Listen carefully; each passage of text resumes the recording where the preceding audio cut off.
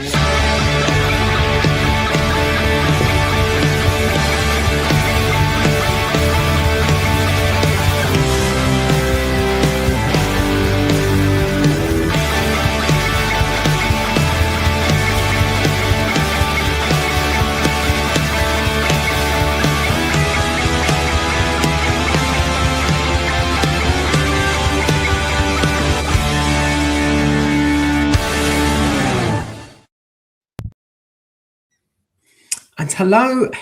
hello. Welcome to the Absolute Football Podcast. It's kind of the Absolutely Premier League show, but it's kind of not, because actually it's the Absolutely Champions League watch-along, if you want to call it that. But it is definitely a watch-along. It's definitely the UEFA Champions League, and we are going to be watching tonight Inter Milan versus Arsenal, amongst other things, and we'll explain who's doing what in a very short amount of time. But I hope you're all having a fantastic day, a fantastic week. We're looking forward to the football tonight, but it's not just me watching the football, because that would just be boring. Why watch football when we can't watch it with other people? And I get to watch the football with Grimmy. How wonderful is that? How are you, Grimmy? I'm very good, thank you, sir. Yes, very good. Looking forward to this match tonight, because I think it could be a very interesting one to see how both teams play. But yeah, doing well. How are you? I'm doing very well. I'm looking forward to this as well. I think it could be an intriguing clash. Inter Milan are in good form. Arsenal obviously doing very well in the Premier League, despite a couple of blips recently, but they're still looking pretty tasty. So I think this could be a good clash. And it's not just us, of course. We've got the wonderful Rebecca, who's going to be our roving reporter without actually moving anywhere this evening, because she has got the goals show on. So she'll be able to tell us everything that's going around through Europe. So let's introduce, first of all, how are you, Rebecca? And second of all, please tell us how Manchester City are getting on in the Champions League. I'm very well, thank you. It's actually been quite a good weekend for football for me for once. Dundee won, Everton won. Yes, Accrington got beat, but it was our dedicated fixture, so it doesn't really matter. But yeah, very well. And the update on City, my show is currently on adverts, but City have got beat 3-1. There was also a red card within the match, which saw Rodri get a second yellow within 8 minutes of both of the yellows that were given. Oh dear. Never mind. Manchester City. It's almost as if they've had a derby hangover, Grimmy, and we will be talking about that derby later. Don't worry, we might have someone else coming in who wants to discuss it as well a bit later on. So keep your eyes peeled, because there's a fourth slot ready to come in. I forgot I haven't told Rebecca who it is, and I have told Grimmy who it is. So it's a surprise. Rebecca might be able to guess, but if not, it's going to be a complete surprise. Someone you know, Rebecca, so you're fine.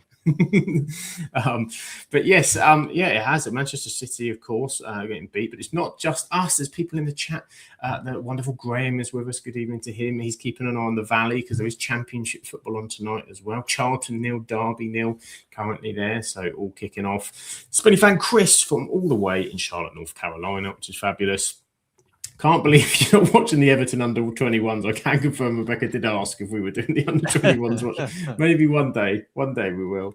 Well, we've always had it where I just watch a very random match. So I went through the list and sent Sam a screenshot of, well, I'll be watching this, and then got told I have to keep up with the Champions League. But there will be random Everton updates thrown in throughout. So I may just yell goal. You'll get all excited thinking it's a Champions League one, and it's actually Everton have added a third. This is it. Tell us the score that's going on in Lithuania. No, it's Everton under 21s, but it's all part of the fun of a watch along. And we've also got Driti, the wonderful Driti, is with us as well. Hope you're doing well, Driti. Lovely to have you in. And of course, yes, there is Scottish Premiership as well.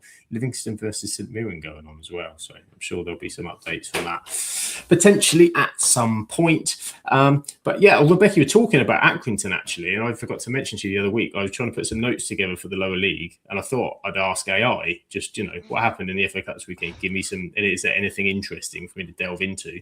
Apparently you beat Cardiff 1-0, according to my AI. So congratulations on that made-up victory that it decided to bring up. I might just do that one week and just ask AI to give me some random results, and we'll just talk about them, pretend stuff happened. Who knows? When I'm on doing a Scottish roundup, more people in the chat as well. So you'll have to see if AI can beat me on my Scottish roundup. They'll have to give it a try. See if it's got enough in it. And so I guess City didn't have enough of being beat badly. Pepperoni, calling Pepperoni, didn't recover from seeing Cherky in a rondo. I did enjoy Cherky in a rondo. We will be discussing that. Good evening as well to Zach as well as everybody's coming in. Great to see everybody on. And Graham's giving some credit as well. So Graham's giving some credit. It's not the lower league show, but shout out to Rebecca for absolutely smashing, dedicated her game to Victor. Yes, well done. Well done, Rebecca. There we go. So should we turn our attention, because it's 2 minutes to kick off. Arsenal versus Inter Milan in the legendary San Siro for the last. Is it this year it's getting smashed down, Grimmy? Is it this year it's the end of the San Siro? I'm not 100% sure. To be fair, I've been hearing the San Siro is going to get destroyed for about 20 years now. So who actually knows at this point? Exactly. It may never happen. It's just one of those rumours. But Inter Milan, top of Serie A. Bit of a run together, playing some good football. I think Denzel Dumfries is not available. They were doing a piece on that before the start of the game. How do you see this one going? Last year, I think they had a 1-1 draw between the two. You think it'll be similarly tight? Yeah, I would expect so. I think Arsenal are unbeaten so far in the group stage. I don't think they've even drawn a game. I think it's all wins. And I think with the City result, they've qualified.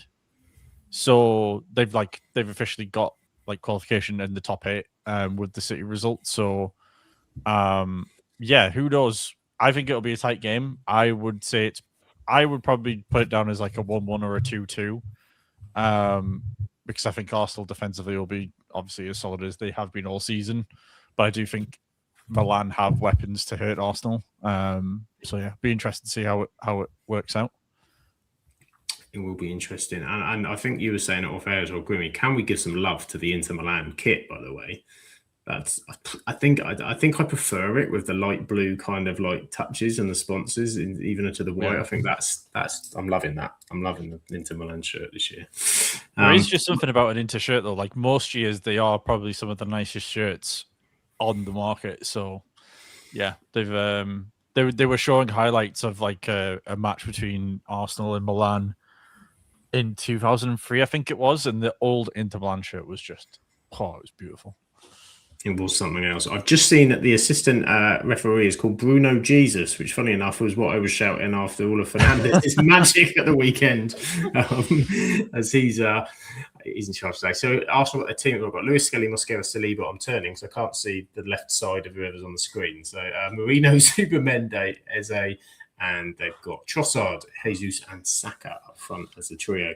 Rebecca, do you have anything you love about Inter Milan? I'm trying to think if there's any links, and all I can come back to is Marco Materazzi, who's probably a bit before your time in terms of Everton at Milan. But any particular affiliation towards Inter Milan or love for Italian football? I know we usually have a Napoli loving, but anything towards Inter Milan?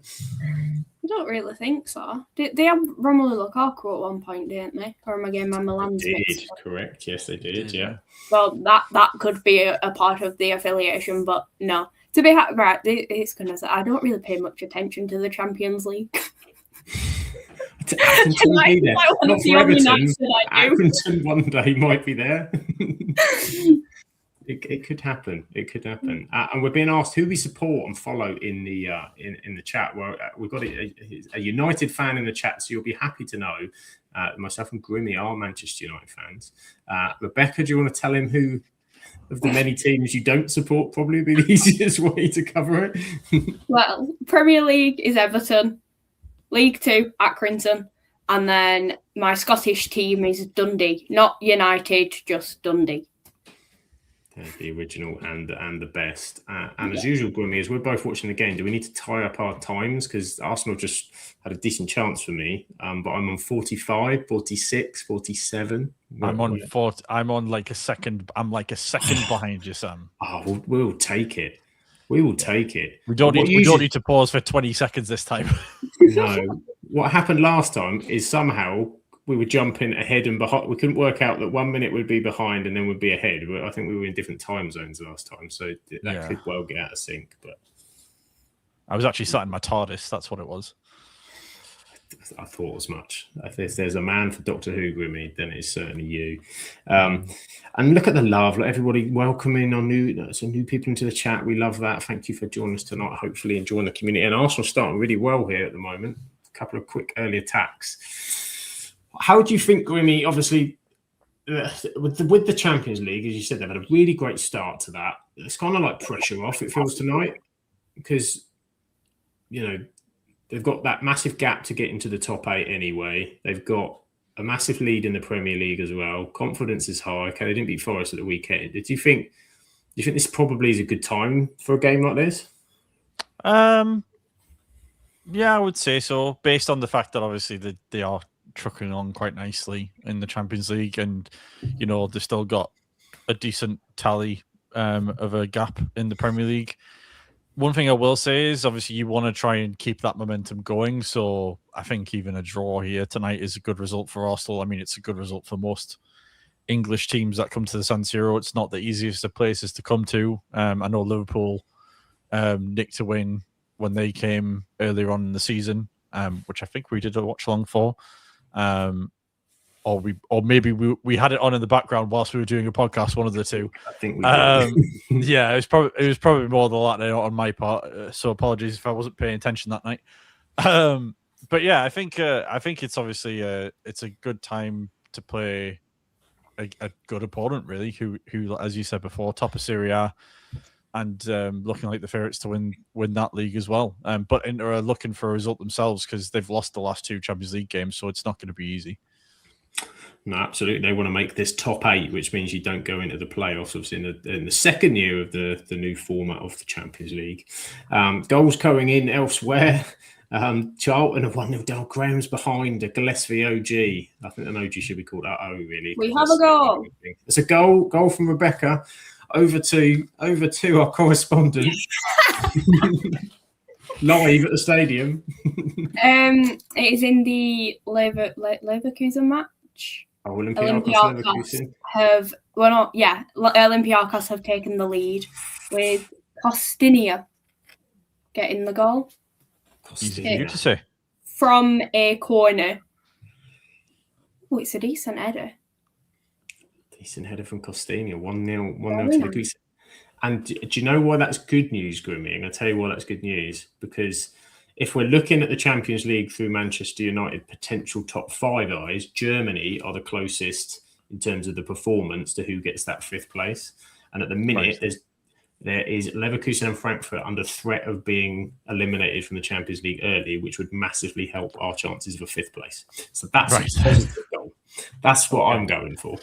Okay. It's all conjecture because we might finish nowhere near it or we might finish top 4. But at the minute, let's have hope. Let's have hope and dreams. As the goal alert comes on the pitch, which just shows Rebecca is quicker than, my Amazon Prime subscription. One thing I do have to say, TNT did confuse me because they were showing the Salford match. So it just randomly cut from showing Tottenham and Dortmund to then just showing a quick clip of Salford and Swindon. And I was like, this doesn't look like a Champions League game. So I nearly announced goal, but then realised it was at Salford. The stuff that Gary Neville's fobbed them off. Just pretended. Yeah, Salford are in the Champions League. Why not?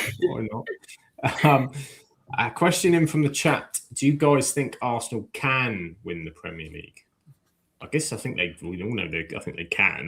Will they win the Premier League, I suppose, is Grimmy, where are you sat on now with what's happened in recent matches with Arsenal's Premier League chances? Yeah, I think they absolutely can. I think it's most likely that will win the league. If for no other reason they're not dropping daft points or losing games, or going on like long runs without wins, and City are basically struggling to put any sort of run of form together really since probably the past few weeks, really, because they've had quite a lot of draws, and obviously we know about the Derby game, and of course that result they've just had against Bodo won't help them. So yeah, I think absolutely Arsenal are in the driver's seat right now, and if they beat us on Sunday, then I think it's just another step in the right direction, basically. I think you're right. Rebecca, are you? We have another goal. Another goal. Where around Europe are we going now, Rebecca? Real Madrid have just scored. They've just taken the lead. Bellissimo. Come on, hurry up. They're not sure. They came up with like the little side bit where it told me who scored. I think it could be Mbappe. It could be. It could be Mbappe. We have a goal, as Zach says in the chat. Mbappe has scored. Real Madrid are winning 1-0. This is quite fun. Enjoying this new role that she's found, the modern day Chris Kamara. Yeah, I think Madrid need that. I mean, they've had a couple of difficult weeks, haven't they? Knocked out the Spanish Cup, and I think a decent result at the weekend. But obviously, Alonso's been sacked. Arbeloa's in there, so it's all questions. Well, it just comes up on my screen once again. Rebecca's first to the news, and it is Mbappe in the 5th minute. Can confirm. Nice goal as well. It's a needed one, I think, for Mbappe with a bit of pressure, and there is some Dundee love, as you'll appreciate in the chat, Rebecca. There's Dundee staying out the relegation zone. Thank God for Livingston, always one spot guaranteed for a club to be relegated. And there we go. There's some back and forth, of course, in the Dundee rivalry. As we know, Graham is all about the tangerines. All about the tangerines. And Zach likes your shirt, Grimmy, which is very lovely indeed. Thank you. It's the Aston Martin F1 shirt, for those who don't know. It is indeed. It's not long till it's all coming back, the old F1, isn't it? I start to see some promo starting to come out. Yeah, the car reveals are coming thick and fast now. We've had Red Bull, Racing Bulls, Haas, and I think we've got a couple more coming maybe towards the end of this week, if I remember rightly. I think Ferraris is soon. But yeah, looking forward to seeing how they look and how they sound. The Audi car sounds like a jet fighter from Star Wars. When it goes past, it literally sounds like like it's going by. Like it literally sounds like a jet fighter. So that might be my favorite sound on an F1 track, to be fair, next year. We'll have to wait and see. But yeah, looking forward to it. Is there a ruling about noises? Could you have like a clown horn or something or other? I don't think you can have like a. I don't think you could have that going. No. Yeah. Or just like the Emperor's March from Star Wars going on as you drive him, as Verstappen overtakes everybody on a lap. Yeah, that'd be pretty funny. You could have super Max music. Yeah. You could for certain teams. You certainly could for certain teams. And Graham says the Audi looks like a Duracell battery. Other batteries are, of course, available. They are, of course, available. Arsenal, though, starting off well. Chance. Shot in. Is he onside? He might be. Gabriel Jesus. I think he's all right. It's not Jesus. It's Timber. No, it's not. It is Jesus. It is Jesus. We'll have to wait and see. We'll have to see. So I think there was somebody playing him on first glance out the corner of my eye, which is probably not. Yeah, I wasn't sure. I need to see the replay, obviously, but I wasn't sure if Jesus actually got a touch on it. But he seems to think he did. So I think definitely got a touch because it was steered. Yeah, who's that at the back post? Who's just playing him a mile on? Yeah, you can't. 11. That's just lazy. Yeah, it's just not got up with the line at all. Yeah, Timber's shot is spinning and he's got a good touch on it. Serby's got his hand up, but sorry, your mate's bloody miles beyond the play. Yeah. Mine's still 0-0. There's no goals there yet. Timber with the assist, of course it is, because he doesn't get any FPL points tonight, does he? So bloody outrageous. Come up. Arsenal have scored. Who is it, Rebecca? Gabriel Jesus, by any chance? Well, I'm still watching Tottenham and Dortmund. They've not even mentioned Arsenal. That's got a lot on it tonight, isn't it? Because we will talk about Thomas Frank, I suppose, because there's been a lot of pressure about whether he would still be manager, be in charge of Dortmund. It's all kind of not working out there. It's all getting a bit pissy again. Do you think? Is it a matter? Are we back in? Because you always feel with these managers, and it's always happened to us season. You're in that kind of matter of time stage. Are you there with Thomas Frank, Grimmy? Could it even be tonight? It's hard. It's hard after watching the performances to say that there's going to be some sort of magic switch where he turns it round, or he's going to get people back on side. A big win at home probably helps a lot with that, but he needs to start putting some results together. Apparently, he said in his press conference that he's spoken to the owners and they've backed him and basically told him that he's in the job for the foreseeable. Obviously, if they have a few more bad results, we'll see how likely that is. But I think it's got to the point with the fans, especially, that it's going to be difficult for him to turn it around no matter what happens, really. I just can't see with the managers that are becoming available in the summer as well, or maybe might become available during the season. I find it very difficult to see Frank staying there for the foreseeable. They might just say he gets to the end of the season, but then once a bigger name comes along, that might be the end of him. But unless he has a miraculous turnaround in form, which I just can't see them doing at the minute. But yeah, I think it's going to be a struggle for him. It could be true. When you said when someone big, in my head I had "When a Hero Comes Along" song lyric in my head at that point. But I couldn't picture who the manager was coming in to save Spurs. But I'm with you.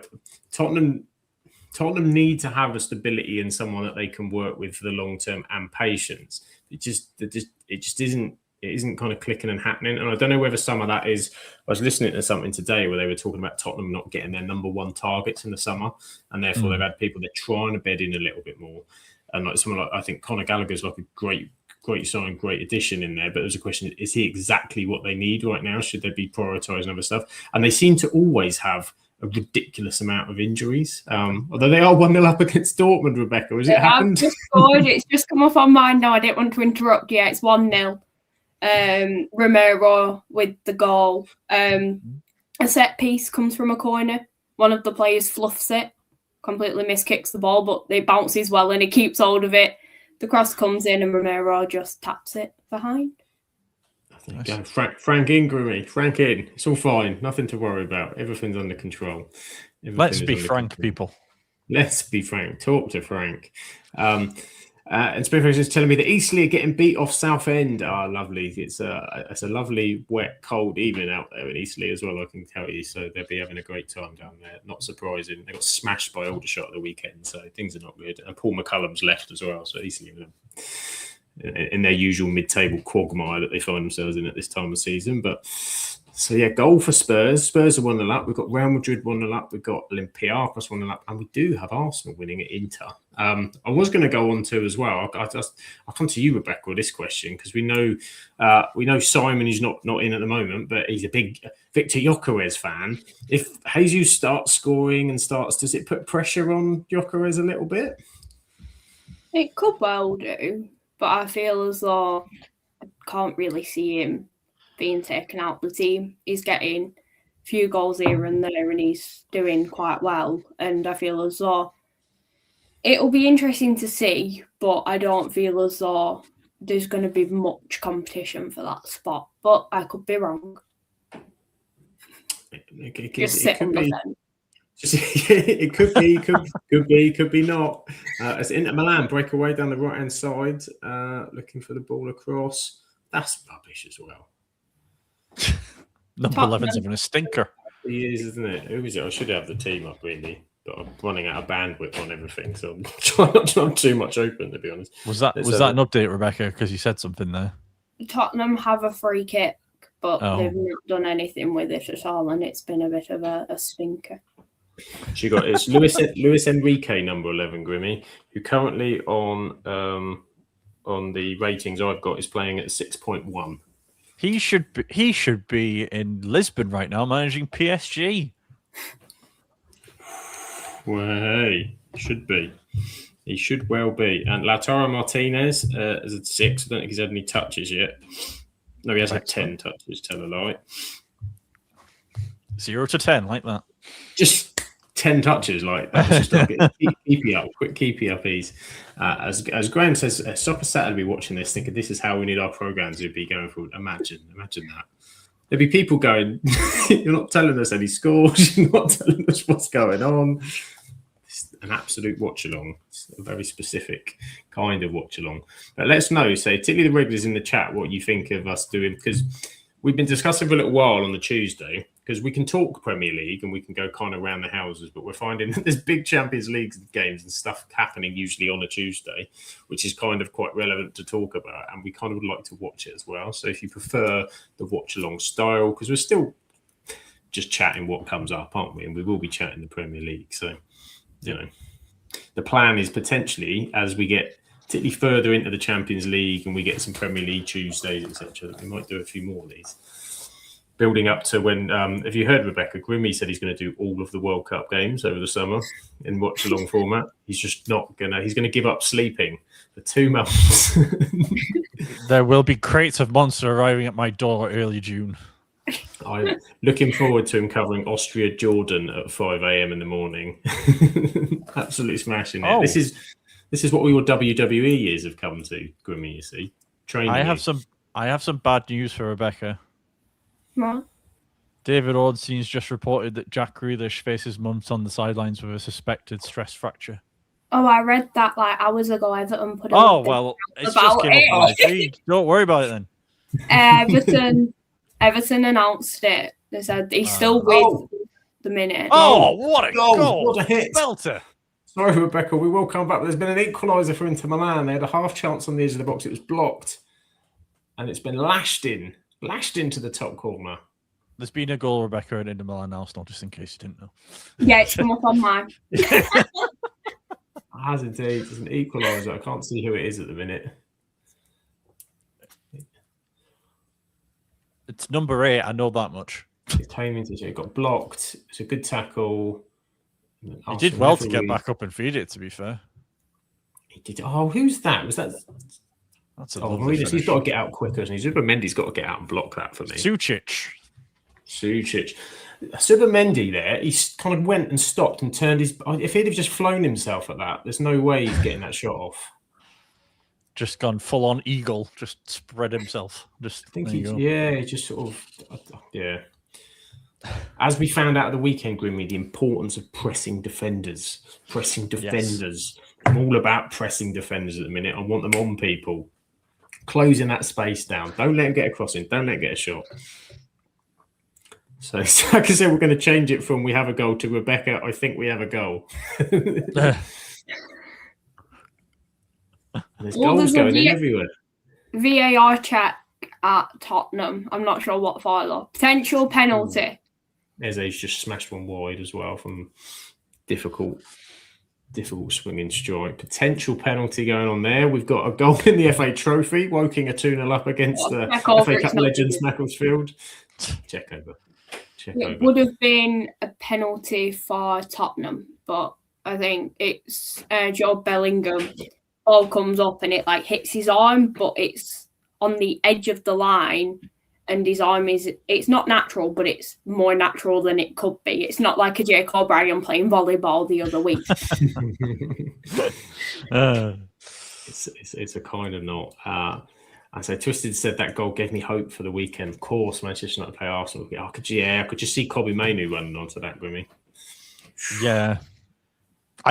Bruno. I think Bruno would be probably the one I would pick to score a goal like that. But yeah, who knows? We can dream now, Sam. We can dream again. We can dream, and you do feel like they've got a tough guy. I just want Inter Milan give them a good sort of run out here, and you just feel that it's been unleashed a little bit. So we'll see. I mean, we could go there and get done, but it gives me hope. Yeah, gives me hope as well. Graham says VAR, it's for Tottenham. Yeah, okay, it's not a pen. was the response there. That's been a good first 20 minutes, this actually, Grimmy. I was a bit concerned when I looked at last year's, and I had in my mind it'd be like a real tight 1-goal kind of affair. But I think that early goal has helped open it up a little bit. Yeah, absolutely. It's been backwards and forwards. I suspected after that Arsenal goal went in, I was like, oh, here we go. But Inter have doubled down and, got a few attacks away, and then they've got a goal. I think it's hard to say 20 minutes into the game whether it was deserved or not, but they've certainly been giving it a good go. And yeah, thankfully, there's been that equaliser early door, so it's not just a case of watching Arsenal defend for the rest of the 90 minutes. They have to go for it a little bit now, which is good to see.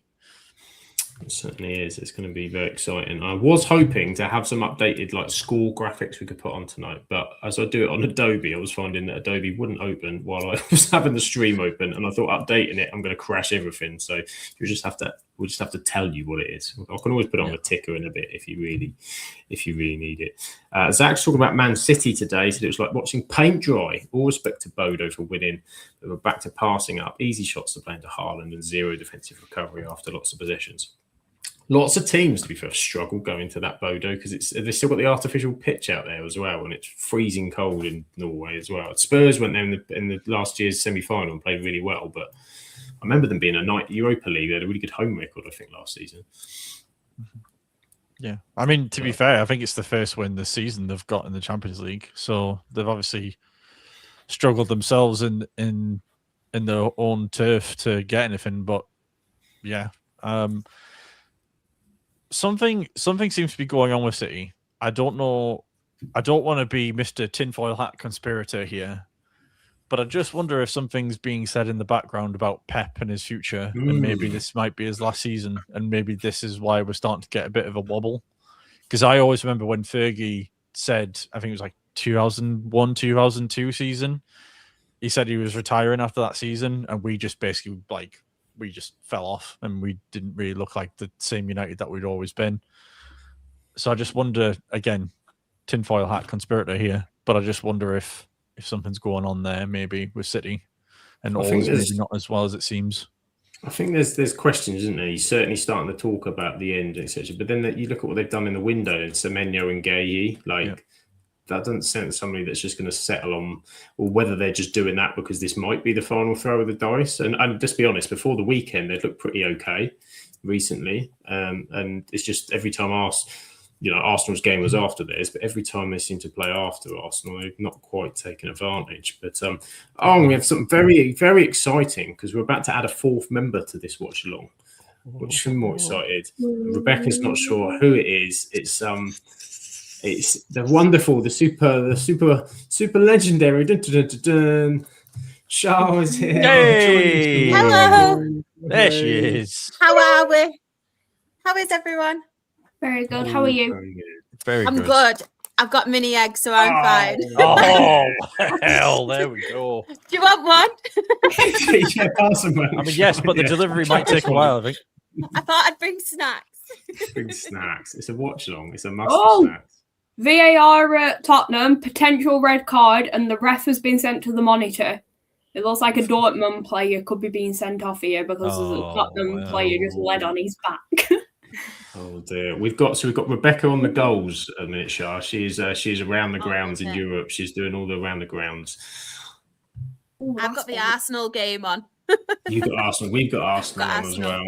We've got the Arsenal one on. And look, all the love coming in the chat for Shah. Shah. Hi, everyone. There you go. Thanks about the pick out. There you go. Shah's in. Please can everyone. Everyone's trying to get the mini eggs in as well. Of course you can. I look like a mini eggs actually packet, don't I? Got the purple and the yellow one.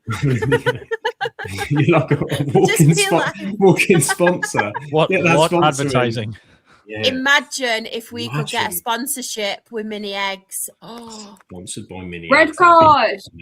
Red card.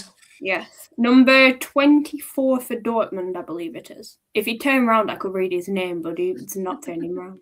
Number 24. Can we get on Wikipedia, Grimmy? Who's number 24 for Dortmund? I can go on Live Score and check that though. I was going to say flash score. Dortmund. I might be able to tell you. Daniel Svensson. Daniel Svensson. Well, that's surely Thomas Frank's holding on for another day now. Surely, or maybe not if they balls this up from here. Oh, they'll 100% balls it up. 100%. Spurs are going to Spurs. Spursy, aren't they? Literally Spursy. Apart from one day in May in the Europa League final, but we're not talking about that. Oh, no, that's in the past, Grimmy. That is in the past. We don't talk about it anymore. Especially when we've got mini eggs. Exactly. It's in the past, Grimmy, and you can't be mad about the past. Never happened. It didn't happen. Didn't happen indeed. Didn't happen. So, Shah, what have you made of the first 20, 25 minutes? We said we were surprised we got a couple of goals. It's actually been a bit lively. Yeah, it has, to be honest. I didn't really expect it to be like this. I thought with both teams it'd be quite, obviously, I don't want to say boring, but quite slow. But no, it has been really, really exciting. Arsenal obviously started off very, very well. Very good goal, obviously, into Milan. And yeah, I just don't know what to expect from Arsenal today, because obviously they've got Manchester United, haven't they, over the You've got to weekend. play that ball. I have. Oh, you Wally. It's just as we're talking there, Thuram has just slashed one over the bar. And we've got Spenny Chris he's got competition today. He's not used to having Rebecca on the goal show. He's trying to beat you to it, Rebecca. Well, he has, because the Real Madrid one hasn't come up on mine yet. We are still watching Tottenham and Dortmund. He's just such a big chance for Thuram. He's just sliced across it. Smashed it high and wide. I know obviously this is a Premier League show as well, but Boreham Wood are actually getting beat in the National League. But it is to Scunthorpe. Another one near the top. But Boreham Wood, I was saying yesterday, wasn't I? How unstoppable they are. And I think I might have done the podcast jinx. Done the jinx. The famous podcast jinx. As soon as we praise somebody on a phenomenal, we're like the manager of the month award. We are the curse. We are. Give anyone a bit of praise. It's another Mbappe goal. Mbappe again. Mbappe. I think. Well, he's holding the ball, unless he's nicked it off. Unless he's just taking the ball. Can't do that. Just the ball. Outrageous behaviour. Or is it Vinny? Oh, it could. They may have made. Oh, wait, who is it? Oh. No, it is Mbappe. They just keep showing Vinicius Jr. and Mbappe, so they keep confusing me as to which one's got it. I'm going to have a little look here. Right, they're showing the replay. It's telling me here it's Mbappe, assisted by Vinicius Jr. Yeah. It's telling me it's Mbappe on live score as well. No, it's telling me as well. Unless it's lying to all of us. it's just making it up. Yeah, it is. It is Mbappe. I was telling Rebecca the other week I had show. When I was doing the lower league show, I forgot to tell you. Like, I decided to use AI to give me some hints and like what was going on with some of the games, just talking, put scale and research. And it told me a load of false results from the FA Cup. It told me that Accrington had beaten Cardiff, and I was about to message Rebecca, and what a result! I'm sure they've heard from Rebecca if they'd have beaten Cardiff in the FA Cup. Funny. Classic. What did you make sure of Manchester City's result earlier? 3-1 to Bodo Glimt as well. Like, the wheels are off. Yeah, they are struggling, aren't they? Obviously, the defence is a very, very big problem at the minute. They have got a lot of injuries there, haven't they? But I don't know what's happening with City at the moment. I don't know if it's Pep Guardiola. I know there's rumours of him leaving potentially. I don't know if there's things going on behind the scenes. I'm not too sure, to be honest, with Manchester City, because I feel like we can see glimpses of this throughout the season, but then Pep will obviously then get their heads together, get everyone like back on it, and then they'll put a run together as well. But I do think the Manchester derby has rattled them a little bit, and I'm hoping, fingers crossed. I know I'm well chuffed about that, by the way, and fingers crossed, it'll rattle them a little bit more, but. Something seems off at the moment, I think, with Manchester City, and I don't know whether the rumours are right with Pep. I've just got a feeling he might leave very, very soon, and I know people are mentioning Luis Enrique with the PSG, and obviously he doesn't want to sign a new contract, and I know Manchester United fans are getting excited about the obviously potential of maybe him coming there, but I've just got it in my head that this will happen a little bit like the Donnarumma thing. There'll be rumours of him linked to United, and he'll just go to Manchester City. 2-1. We've got goals. We've got a goal for Arsenal. We have got a goal for Arsenal. We have a goal for PSG as well. So Charlotte, you brought that one to life of mentioning PSG. They've now scored. PSG have scored, and Gabriel Jesus has scored again. It's an Arsenal corner. Would you believe? Never seen that before. Headed from the back, off the bar, straight to set piece FC. Set piece FC at it again. PSG's goal may not stand. There is a VAR check for a foul in the build-up. Goals galore, as Zach says. Goals galore. And a wonderful Jen is here in the chat. Hello, Jen. Hope you're doing okay. Welcome to our watch-along as we're watching all the games. We've got Arsenal Inter on here, but Rebecca is covering everything. Set piece FC. Yeah, set piece FC. Jesus, we were saying earlier, Shah, with Gyökeres on a bit sort of hit and miss sort of form, and Jesus coming back, and obviously they can play Marino up front. They've got different options. Does it? Because they've been more of a squad. It's been the squad success. They've not had an out and out. You look at City, and it's if Haaland doesn't score, it doesn't always happen. But they're sharing the goals amongst. Do you think there's a bit of pressure on? This adds pressure to Gyökeres because if Jesus is starting to buzz little goals in here and there as well, and Gyökeres isn't giving you goals, is Jesus better for the link-up play? What do you reckon? I think so, 100%. I know a lot of Arsenal fans, especially in the content creation platform, who I have seen are getting very, very frustrated with Gyökeres. I think the thing is with Gyökeres as well, it needs time to obviously adjust to the Premier League. I know obviously he's played abroad before, he's played in the Championship as well. But yeah, I think it adds masses of pressure onto him, especially with Gabriel Jesus, because we have seen him before, like at Arsenal. I know he's very injury prone, which is a shame, to be honest. But I think there's a player in there in Gabriel Jesus. He's done it at Arsenal. He's obviously done it at Manchester City before as well. And yeah, I really do feel for Gyökeres though, because I feel like there was a lot of pressure on him because of this transfer window leading up to it, and everyone was talking about him. We saw what he did, obviously, in it was a Portuguese league, wasn't it? It was in in the Portuguese league. We saw everything he could do there, and obviously the Premier League is a lot different to the Portuguese league.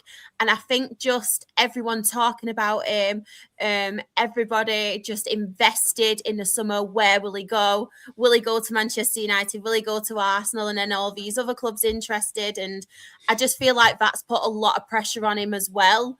And yeah, I do really feel for him, but I'm hoping, fingers crossed, it can cut it out in the Premier League, because there is a player in there, to be honest. He's just not really getting the goals, is he, at the moment? It's confidence as well, I think. I only saw a brief clip, I think, on Ree was talking about him yesterday, and it was about like his first touch when he was kind of through, and he's, just stunk at somebody without the confidence. There's someone on fire would have cut across the defender and been through on goal 1-1. And he's, when Gyökeres gets going, he can be fairly pacey. But big goal going in, Shah. Look at that scoreline coming in from the National League. 3-0 up. I know. Southend 2-0 up as well, which we could do with Eastleigh, to be honest, but... Oh, Southend have had it ruled off. Southend have had it ruled off, Sam. They are only 1-0 up now, so Eastleigh are on the comeback.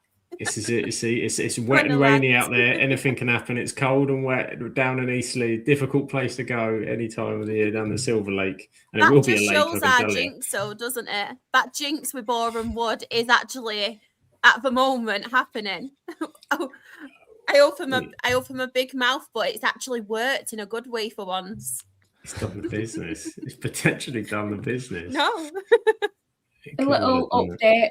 PSG's goal was ruled out, so that match remains 0-0. And it is half-time in the Scottish Prem. It is Livingston 0, St Mirren 0. So they're my updates. It's a cracker. It's a cracker. Is that good for Dundee or bad? Do you need a winner there, or is a draw a good result? Oh, I don't know where it's St Mirren near us. Let me check with it. Oh, we need this. If Livingston win it, that works fine. Or a draw, because St Mirren are on 19 points, Dundee are on 22. So we are above both, but a Livingston shock win would do quite well, or just leave it as it is. There is another VAR check. Another VAR. Look, they're keeping Rebecca busy tonight. Spurs. Spurs have scored. Copenhagen and Napoli. The ref is just walking onto the pitch. Ruled out the yellow card, and here comes the red. So Copenhagen are now. I can't get my words out. Copenhagen have had a man sent off. Down to 10 in Copenhagen. Just having a look at see what the table means for these, because it's always confusing with the Champions League, but this massive table. Yeah. Changing every 20 seconds. So what's going on? So Copenhagen, they're currently in 23rd, so they're just about hanging on to a playoff place at the minute. But of course, it's made even more confusing by the fact that half the teams don't play till tomorrow night either. So this league table is just like based on anything. 2-0 Tottenham. Yeah, Solanke. Nice to see him back on the score sheet, isn't it? Because I've missed Solanke. I have missed Solanke, to be fair. He'll get a chance now because Richarlison's out for a little bit as well, isn't he? Yes, so they are on Kolo Muani's done bits, but not really. That puts Tottenham fifth in the Champions League. Go on, they're going to win the Champions League. We're going to do awful in the Prem, but absolutely like. So is it Arsenal win the Premier League, and then Tottenham will go trump them by winning the Champions League? Could you imagine if it was a Tottenham Arsenal final? Oh, and they stumped the place out like we did in May. All the way. Could you imagine? Oh, because that would make me feel a lot better about the previous final. But yeah. I remember the Arsenal-Chelsea Europa League one. They got battered, didn't they? Yeah. They ran away with them. Thomas Frank's celebration were brilliant then. He just looked a bit chaotic of just going, yeah! He's got to bring his wife at half-time and be like, cancel the holiday tickets. I'm going to be here another week. Yeah. Oh, they're on the attack again. Chance for it into Milan. Oh, go on. He has been used. He's had a stinker. He's had a stinker, Lewis and Minke. How is he playing number 11 shirt for Inter Milan? Good lord. No. And he's quick. I'll give him his pace. But at least he's got pace. Can't defend for Toffee. Can't hit a ball. Miles behind the line for the first goal. He's put in a really rubbish cross when he was in great position, and that's just awful. That was he sliced all across it. Not impressed. He'll go and score in the second half. You watch. They're interviewing Pep Guardiola on that half of the screen on this one, and he just looks very miserable. Pep. Like there's no smile at all.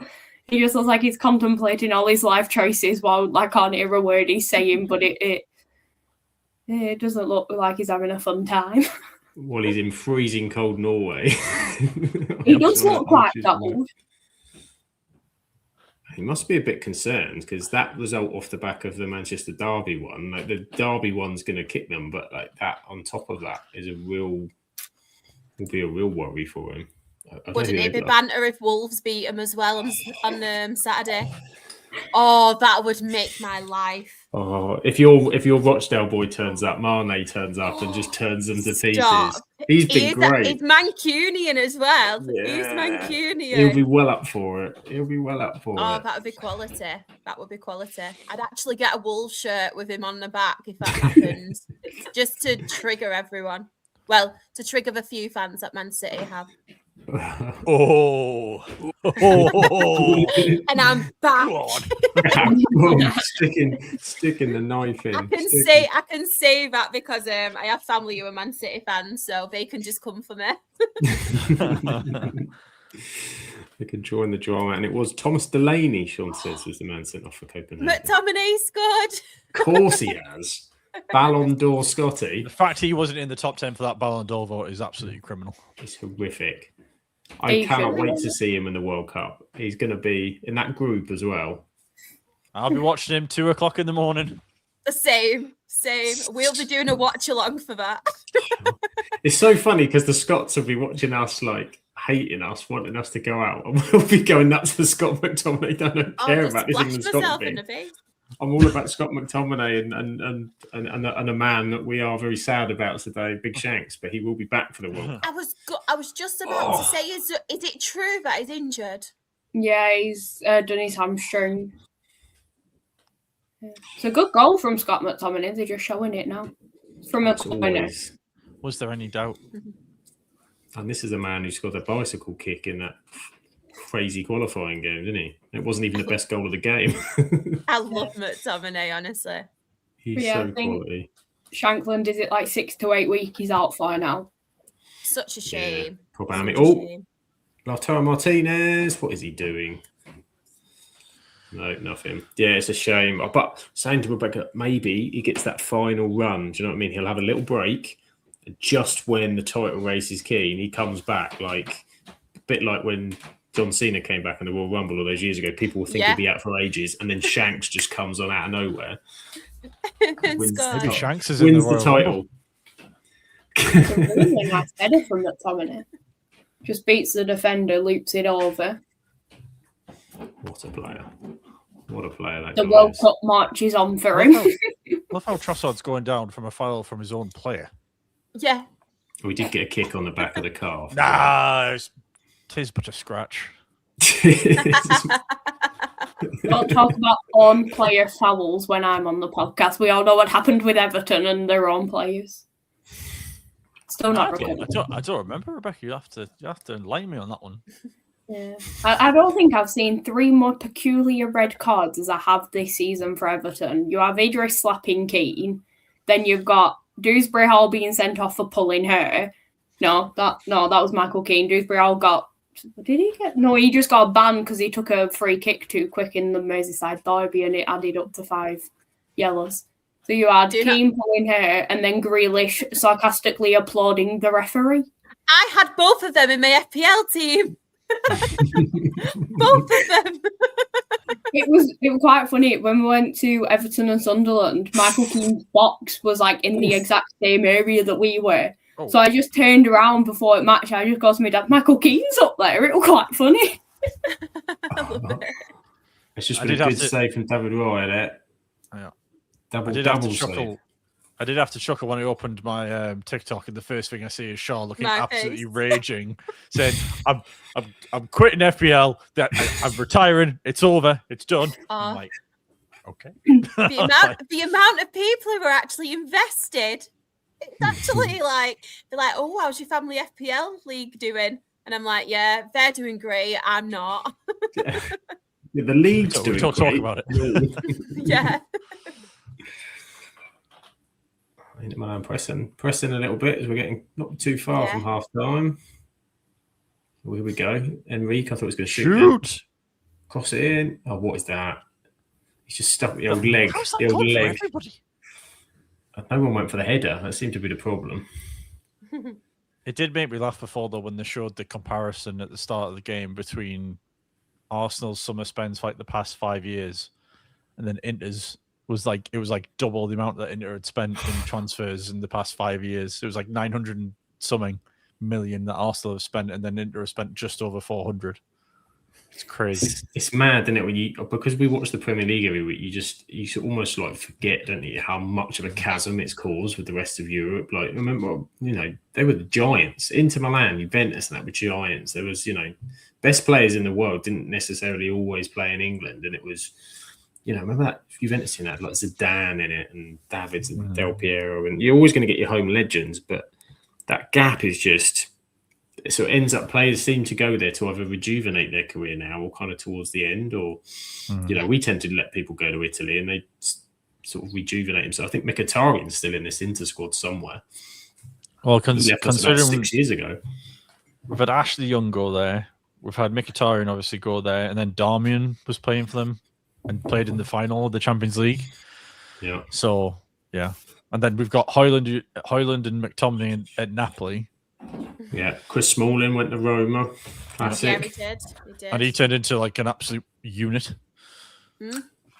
Oh, Neil dropped my phone. Good catch. Reflex skills were really on point. Reflex. I can't do FPL, but get me in a cricket team. Get you in that Ashes test. Like drop catches they made. God, we needed you. Good Lord. Oh, that was horrendous. I had to do a uni assignment using the Ashes to like back up what we'd made. I was like, well, how am I meant to do this when we are doing absolutely terrible and we're trying to get people to get involved in cricket? It was the worst PR thing we've ever done. Yeah, wrong time to try to be self of that. Half time, I've got it. Half time. Inter Milan Same. 1, Arsenal 2. So we'll go to in the chat, of course, there was a game that was played in I AFCON. know. It's not real. Like that whole match and scenario, it was something else. I was starting because I didn't watch. I wasn't watching it, and then I started to read what was going on, and it's just like you get that story where it just continued, it gets more and more absurd, and you're like, "What on earth has happened here?" Yeah. At that AFCON, who wants to go first on the AFCON final? What does everybody make of penalty, not penalty, off the pitch? It's just Towels. mental, wasn't it? It was absolutely mental. I mean, at this point, it was like an episode of Coronation Street. We'll call it AFCONation Street at this point because it was that dramatic.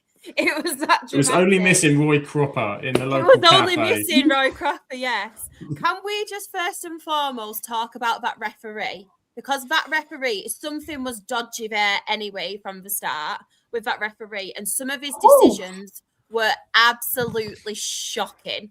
So I do apologise. No, you're fine, don't worry. There has just been an incredible goal for Olympiacos in the dying last 10 seconds of the first half. It is incredible. It's on the counter-attack as well. Lovely strike. Sorry, I interrupted then. Oh, no, don't be silly. No, don't be silly. Yeah, that referee I just think was an absolute joker, to be honest. And just everything about it was absolutely crazy, from the fans, obviously, and what they were causing, the stealing towels. I mean, I thought that only happened at Accrington with corner flags, Rebecca. I didn't think, obviously, it'd get to that point of then walking off the pitch and the whole penalty in itself. It was honestly one thing after another, and it was that crazy, but it got me so invested in AFCON because I just thought, this is really, really interesting. Like, I was invested anyway because I thought there's actually a Rochdale player at AFCON right now. Like, don't get me wrong, they got to the knockout stages and stuff, but Taran Alarakia. So I thought that's just mad in itself that one of our players is there. But just watching each and every game, it was just crazy. And that final just summed up that tournament like perfectly, I think. But I think there was something dodgy, to be honest. It was leading to the hosts, and I think it is a little bit corrupt. If I'm being honest, I'm going to hold my hands up and say it is probably corrupt. It was just chaos, and just like it was. And the statements that come out today was like they just like FIFA sort of saying, yeah, they've got to sort it out, and you're like, maybe it's the pot tilling the kettle black here. You're not exactly the guys to sort of sort out something like this, are you? So it just seemed. It was just mad, wasn't it? It was just mad, like the whole penalty incident, and then of course it was the Panenka and like straight into Keeper's hand, and then it was just Senegal players didn't seem to react a bit either, and the whole taking players off, like, yeah, you can't. Like we've all had awful refereeing decisions against us, for us sometimes as well, but you can't. That's just the line, because if you start doing that, then everybody starts doing that, and we're never going to get any games finished if everyone's just suddenly like, nope, not happy with that. I mean, imagine that happens in the Premier League next weekend and something. It's just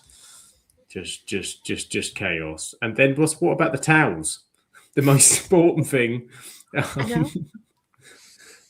Stealing towels. I mean that's the story that no one ever thought from the AFCON final. Surely, have you got enough towels in your house, Grimmy? Yeah. Towels, books, candles, soap dispensers. I'm not going to go on this rant because I feel like I'll get in trouble. Oh no, Grimmy. Live life on the edge. I feel like I've just heard the front door open, so that means she's back from work, and I'm not risking that when my wife's been at work for 12 hours. You're not daft. You're not daft. That's not. It's not worth Tailgate. I'll have to wait for another day. Yeah. If only we had this conversation 15 minutes earlier. Absolutely. If I started, you just hear in the faint distance in the background a very Geordie voice going, "Shut up." So a little bit. Crazy stuff. And right, so we've got a bit of time before we've got the second half. Grimmy, would you like to talk about a game when a Scottish update is coming, but it's coming at the end because Rebecca's still on around the grounds due. There's plenty going on, so we're saving Rebecca's Scottish roundup for the end, which will be pleased to know there is a Rebecca's Scottish roundup. I don't have the graphic because I can't find it, but we will still have the roundup. So every little chinwag with me about the Premier League this weekend, get the opportunity to talk about a result, which obviously it's been another turbulent couple of weeks as just United fans. Ruben Amorim's gone. Michael Carrick's in. There was rumours of other people. We're interim to the end of the season. We've had a lot of ex-players coming out, lots of arguments, blah, blah, blah, blah, blah, blah, blah. Went into the Manchester derby and then produced probably one of our best performances since Sir Alex Ferguson retired. What's going on, Grimmy? How do I process all of this? Carrick's at the wheel. I honestly, if someone had told me at the start of last week that's what was going to happen on the pitch, I probably would have laughed at them, in all honesty. Yeah, like I think you've summarized it pretty well, to be honest. One of the best performances we've seen in a United shirt post Fergie. I can't think many better than that over 90 minutes. I can certainly think of when we were 2-0 down against City at their place when they needed to win the title, and then Pogba had an absolute madness and things like that. But I don't think we've had as much energy, effort, and general competence on the pitch. And it's a shame Mason Mount had his goal ruled off, because would have liked a little Mason Mount cameo at the end to top it all off as well. Which Shaw would have appreciated. But yeah, always. But yeah, I think top to bottom it was an excellent performance. I think it's exactly what we needed after the badness of the past couple of weeks. I know we haven't been on camera together since Amram got sacked, Sam, but that's a whole other probably 2-hour discussion on that man's reign and whether or not he should have gone.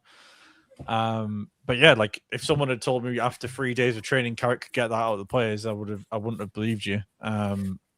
But it gives me, I've started getting giddy about the weekend now and thinking maybe we can go get something at Arsenal, which is probably wishful thinking, but I'm allowed to dream, Sam, when Carrick's my manager, so that's what I'm going to keep doing, and we'll see what happens from there.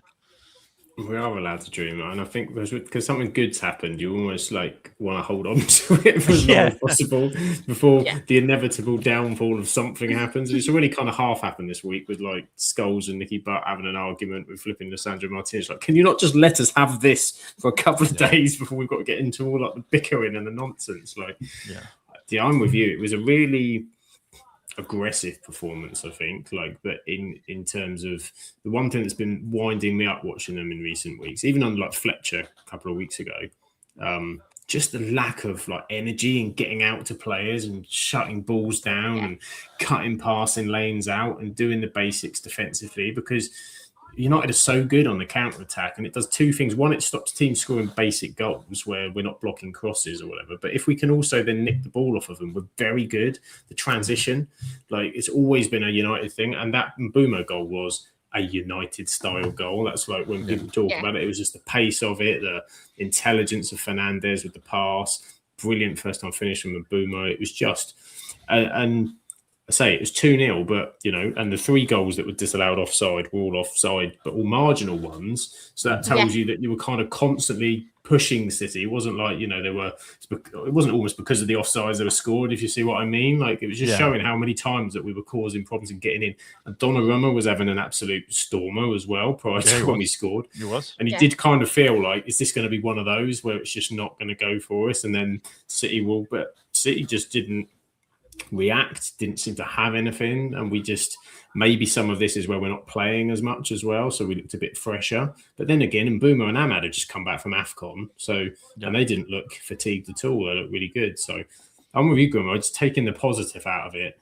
Who knows long term? It's going to be a crazy second half of the season. We've had false dawns before, and we've seen them get up for games. And Liverpool early in the season we played really well and got a deserved victory, and then we've had some stinkers down the road. So I'm hopeful. But I say, as Zach says here, we were fun to watch. Fun to Yeah. We watch. were. Yeah. That's the main thing. It was not just because of the result, but because of how we played. It was direct. It was having a goal. It was getting in the faces, which is something that we haven't really done for a while. And I think when you look at certain characters coming back, the likes of Martinez coming back into the fold after his injuries and people like that, and then you've got Maguire coming back as well. Like, we have a bit of character in that defense to sort of unsettle the opposition attackers. I mean, Haaland didn't get a look at the goal really, and got dragged off with 10 minutes to go. And obviously, there's that picture now forever enshrined in my head that Graham obviously shared with us on Twitter. Thank you for that, Graham. That made my day even more so than the result of him looking glum with his head in his hands. So yeah, like it's an amazing result. And again, it adds to my frustration of what the season could have been because of the fact that we've obviously dropped points to basically the bottom three over the past month or so. But regardless of what the result is on Sunday against Arsenal, if we play like that, as in the intensity, the energy, I'm not really bothered about the result as long as we can keep that going over the next few games. So yeah, fingers crossed that's the case. Hang it in the Louvre, exactly. Hanging in the Louvre, as Haaland said, famously. This is it, and the Arsenal games now makes it very interesting because I'd have preferred it. I'd have preferred it a little bit more if Rebecca's lot hadn't been a load of party poopers on Sunday and stopped the Villa train. So I was thinking, if they go in there, Villa have won 4 points, there's nothing to do. But Everton put on a very good defensive display and deserved their win. But it's office. But it's just there's no one on their kind of tail, and you just think. I just felt I wanted them to have that pressure going into that. Okay, they didn't extend the lead to 9 points. So I was like, if Villa are there with 4, and suddenly we go there and we put a little bit sort of, on them, and they're going to be thinking, is this? There's always a feel. They always feel with United that somehow we get a result against them. We've had decent performances against them. We played really well at the start of the season, if you remember. We were just undone by Flappy Boy and Deer, weren't we, on day one from that blooming set piece? But should have put them to bed. But so I'm quite intrigued actually because I think. If they play like that, and that's where the if comes in, I think we give Arsenal some problems. I really do. But that have to be defensively. The structure is going to have to be brilliant in a different kind of way. I think against Arsenal, we're probably a bit more patient than City, which is usually City's thing. But they're way off it at the minute. But Shah, can United?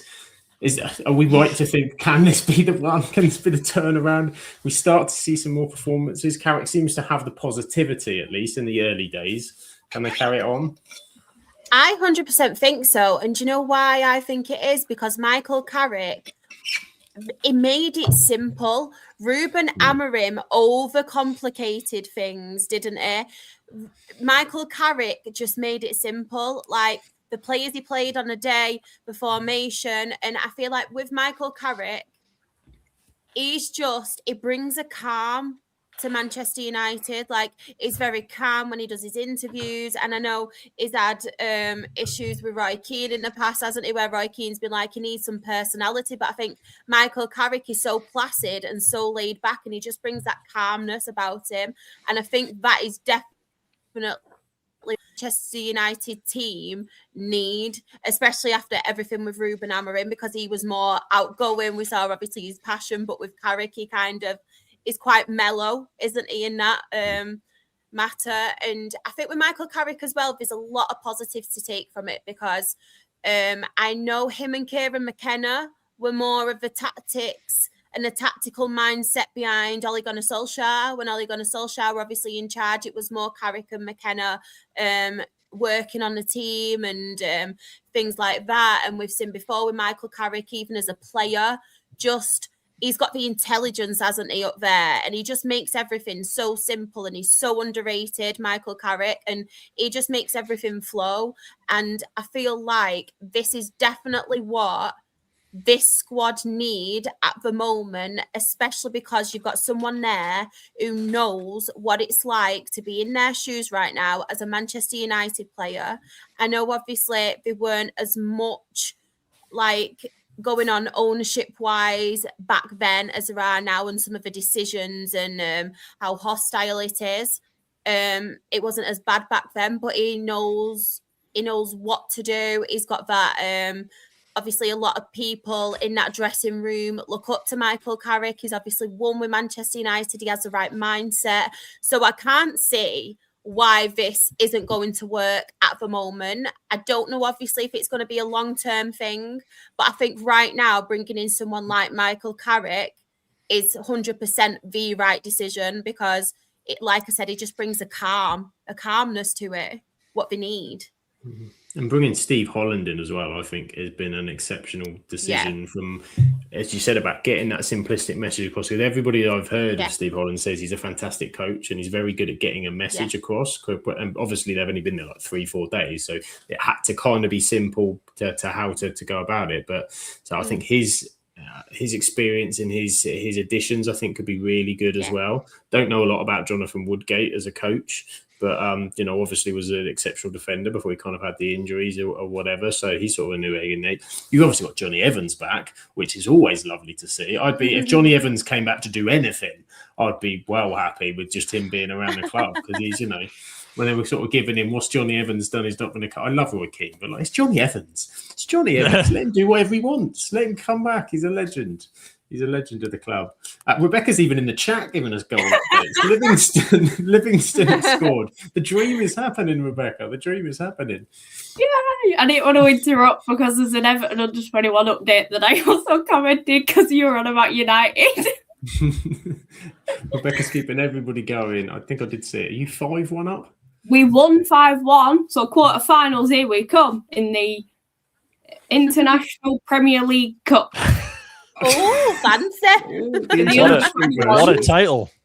I know. The mighty Everton under 21s are going. We're in the international. How can it be the International Premier League Cup? It doesn't make any sense. I really don't know. But we played RB Leipzig tonight. But it's the International Premier League Cup. Okay, that's even more confusing. Fair enough. Okay. RB Leipzig and the international. It's like I suppose like the Premier League series, but I thought that was only Premier League. Why am I even going into it? It doesn't make sense to start with, does it? Absolutely confused by that. The International Premier League Cup. There you go. Well, may the odds from it be in your favour. There you go. Add it to the trophy case. Hang it in the Louvre. Up the top is indeed. And FA Cup goals, it's Salford 2, Swindon 1 in the FA Cup as well. Competitions everywhere. Not the international FA Cup. Is that who plays Manchester City? I think you might be right, Yeah, it is. Yeah. Oh, they might beat them. I was going to say it'll be an easy win at this rate. Oh, this is it. This is it. Gary Neville will be there showing them the videos of Carrick Ball. Yeah. Oh, and poor Graham. It's 2-0 to Derby. Charlton are 2-0 down this evening. Not a good one for Graham. And Driti's just realised one of her former players plays for St Mirren, Rebecca. So now you've got a rival. She's moved from Dundee to St Mirren now. I thought she was Hearts to begin with as well, so she's got as many teams as I do. She's just clearly a horse, wasn't it? Oh, Grimmy. Stealing it off Graham. To dig that into Graham after you've just got 2-0 down to Charlton and you come up with a pun like that. It's just pain in the man. As his apprentice, as we call him, the young Graham apprentice. Too right. Too right. Well, we have kicked off in the second half. As Arsenal attack here down the left-hand side. Trossard. Corner ball. Dangerous. Arsenal corner. Danger. High voltage. Watch out. But this is why I'm glad we've got Maguire back on Sunday, because I think he'll be key in set pieces. I think he'll be very important. Do we have any news on De Ligt, Grimmy? I'm missing De Ligt. When is he coming back?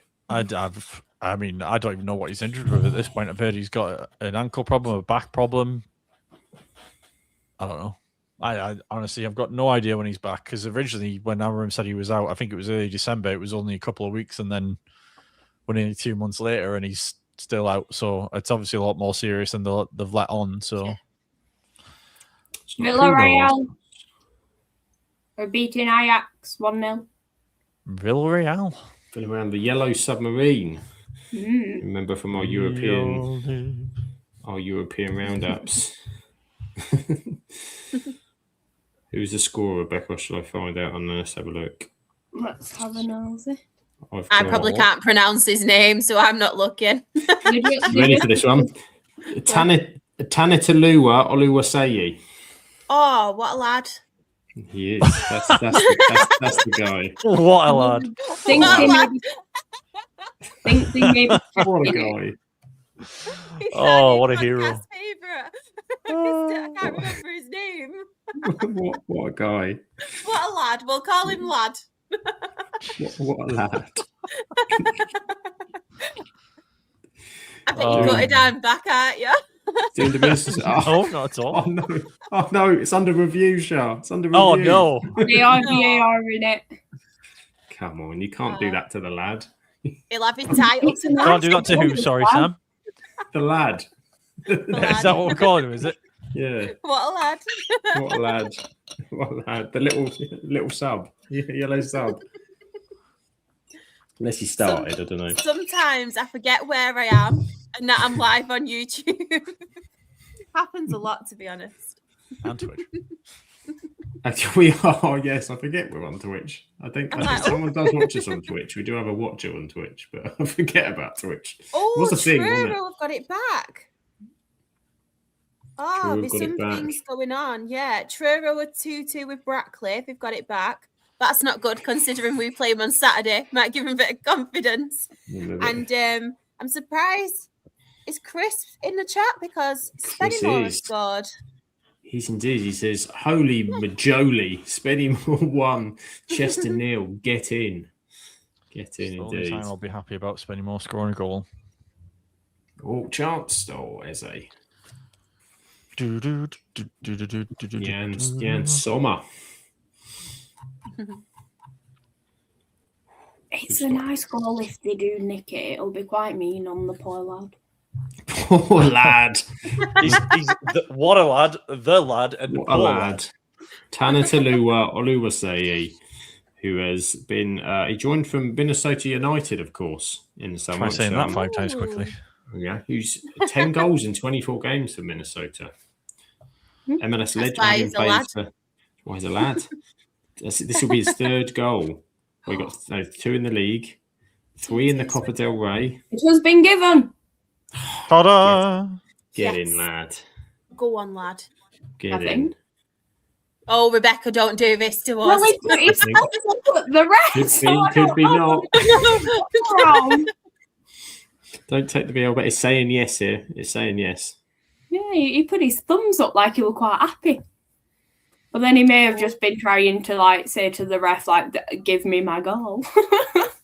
It's definitely come up. It says he scored here. Where is it? They're still showing replays here. Yeah, there you go. So it's 1-0 to Villarreal, which means let's have a look at the live table. See what that means. See what it means. Where could they be? Where could they be? Well, that means that Villarreal are up to 33rd. Yes. Go on. Which is not great. Smashing it. This would be they only had 1 point prior to tonight, so this would be huge. But then again, Ajax have currently only got 3 points. So it's 33rd versus 35th at the minute. So I don't think, neither can make the next round. So it's kind of all of that with that lad, and I don't think it's going to make a blind bit of difference. Bless him. Never mind. At least we spoke about him on here. We've given some love, you see. I'm sure that'll make him feel a hell of a lot better. Oh, I think it will. January transfer window. Can see it. It's going to happen. He might get his dream move now we spoke about him. Imagine if he ends up at Rochdale at some point in his career after all that. And I have lad on my back. Go on, lad. Lad. Go on, lad. I'm not paying that much for his surname on my back. Do you remember that? Do you remember that? You had to pay, was it? I remember it was like 50p a letter or like a pound a letter and £2.50 for a number, I think. Yeah. Back in the day. Crazy. Oh, was it a penalty? It's getting spicy. It might be spicy. My brother, when he was younger, wanted a Manchester United goalkeeper top, and he was like, it must have been about 9 or 10, I think. Yeah. He wanted Peter Schmeichel round it, and they said to him, unless we start it from the chest and go all the way round, we're Is that not not going a to be able penalty? to get Schmeichel on it. Is that not a penalty? When you mentioned your brother Sam, I thought it was the chip story again. So what's that? Yeah, it will never look at St Albans the same way. Oh, funny. Is this a story that's allowed to be shared on the YouTube? Oh, airwaves? Sam shared it. Sam shared it on the lower league pod. It's great. It's already been out there. The first game that we went to, we bought some chips and a bird shot on it. And I think the words I used in the chat was a flying one, not a lady. I think was how I described it. And Ant went, it'd be more interesting if it was a lady. We have a goal for Real Madrid. They are winning 3-0 now. Who scored? It wasn't Mbappe. It was not Mbappe. It was not Mbappe. Sam, I need you to get on this pronunciation. What, for Madrid? For Madrid. Mastan. Franco Mastantuono. He's a player. He is Wonder Kid. Yeah. Bought him from, I want to say, River Plate, and I was right. There you go. They loaned him back last year, I think. Vinicius Jr. So that's 2 assists for him today. You could almost call him the master. Very good, Kumi. Adriti loves the story as well. She's enjoying it. And there's been a goal for Graham. Tyrese Anthony, Tupac Shakur Campbell. That is some finish. Lovely goal. That is quality. I told him the comeback was on, and he didn't believe me. Which means you're a moment away from a Desmond at the minute. Just a moment away. It's going to be a last-minute equaliser. I can sense it.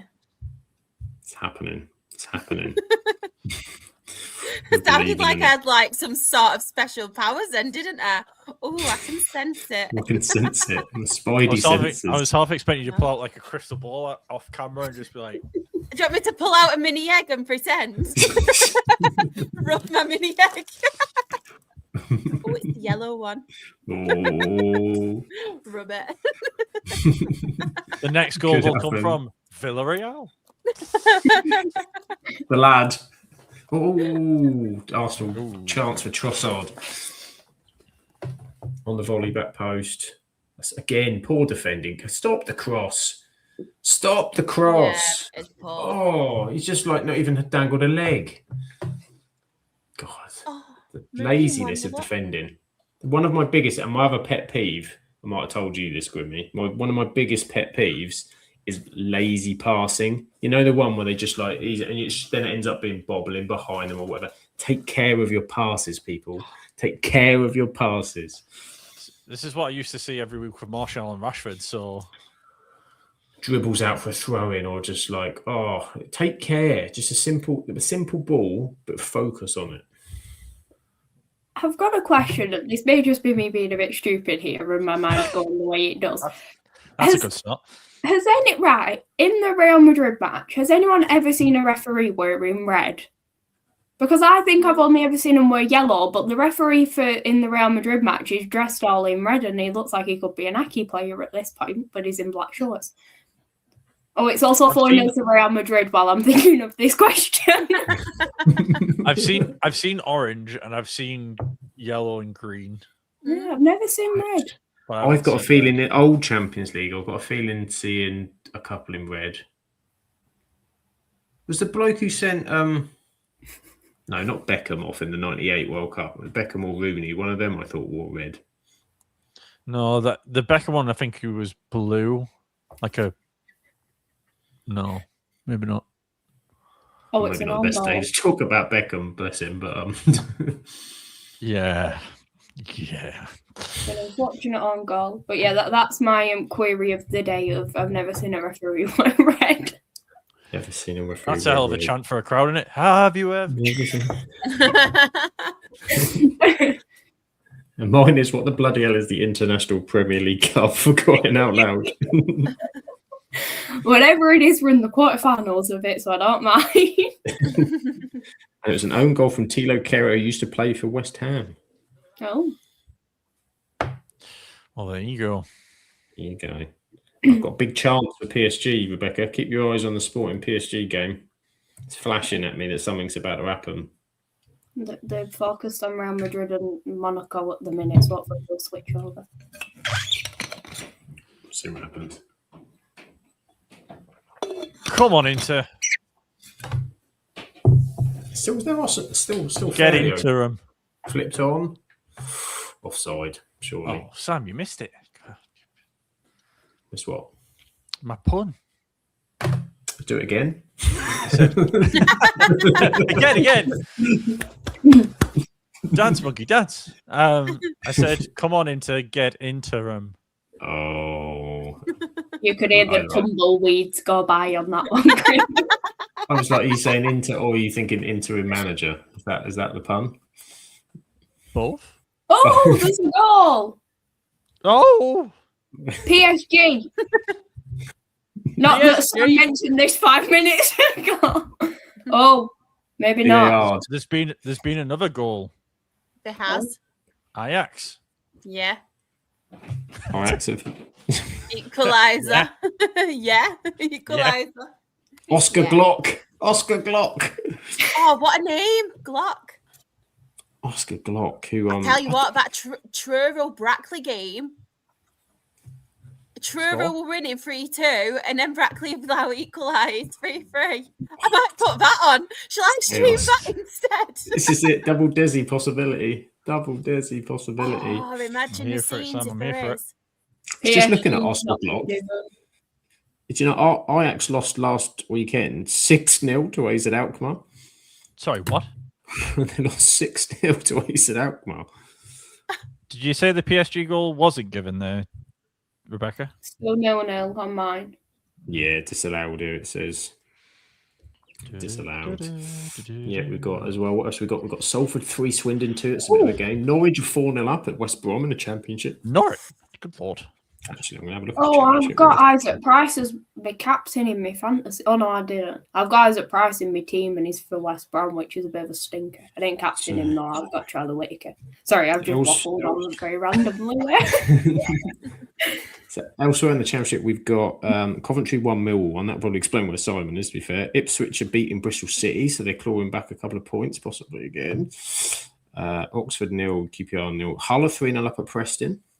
Sheffield 0-0 with Birmingham. Swansea beating Blackburn 3-1. Norwich 4-0 at West Brom. And Wrexham 0, Leicester 0. Ooh, that would put Ipswich 6 points beyond Coventry with a game in hand.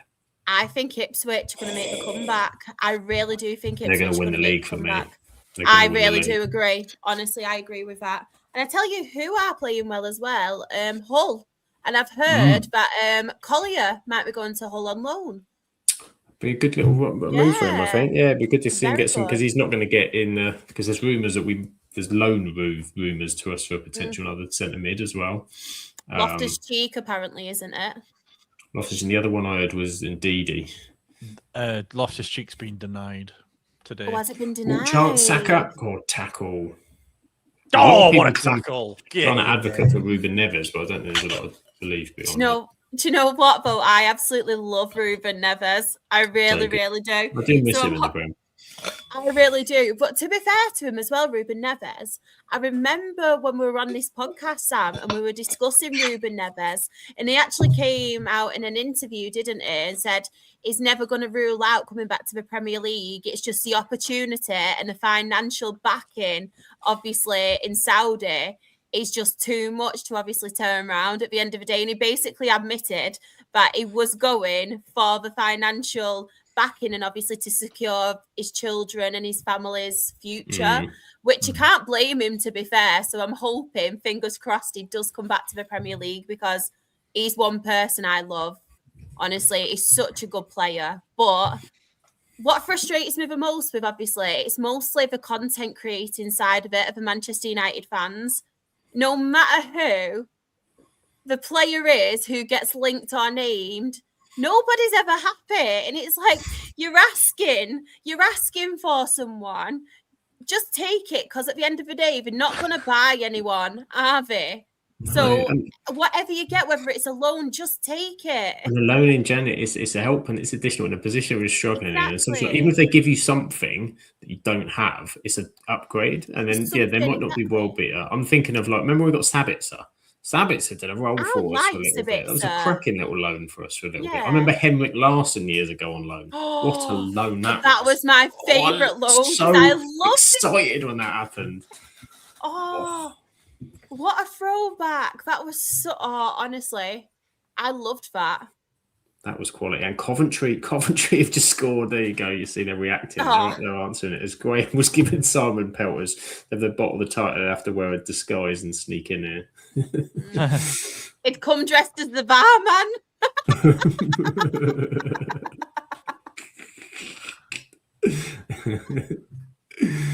Good old Coventry. I still think that they might.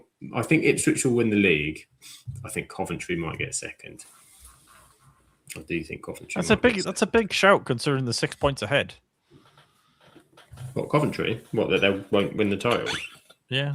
I just feel that Ipswich started slow when everybody thought they've got this real kind of determined, consistent run. I feel about it. Coventry are scratching around and great result for them tonight if they win. And this is the sort of thing they need to do at this point of the season. But I just think if they're going to win the league, I could just see a point where, and a lot of this depends on how the chasing pack react.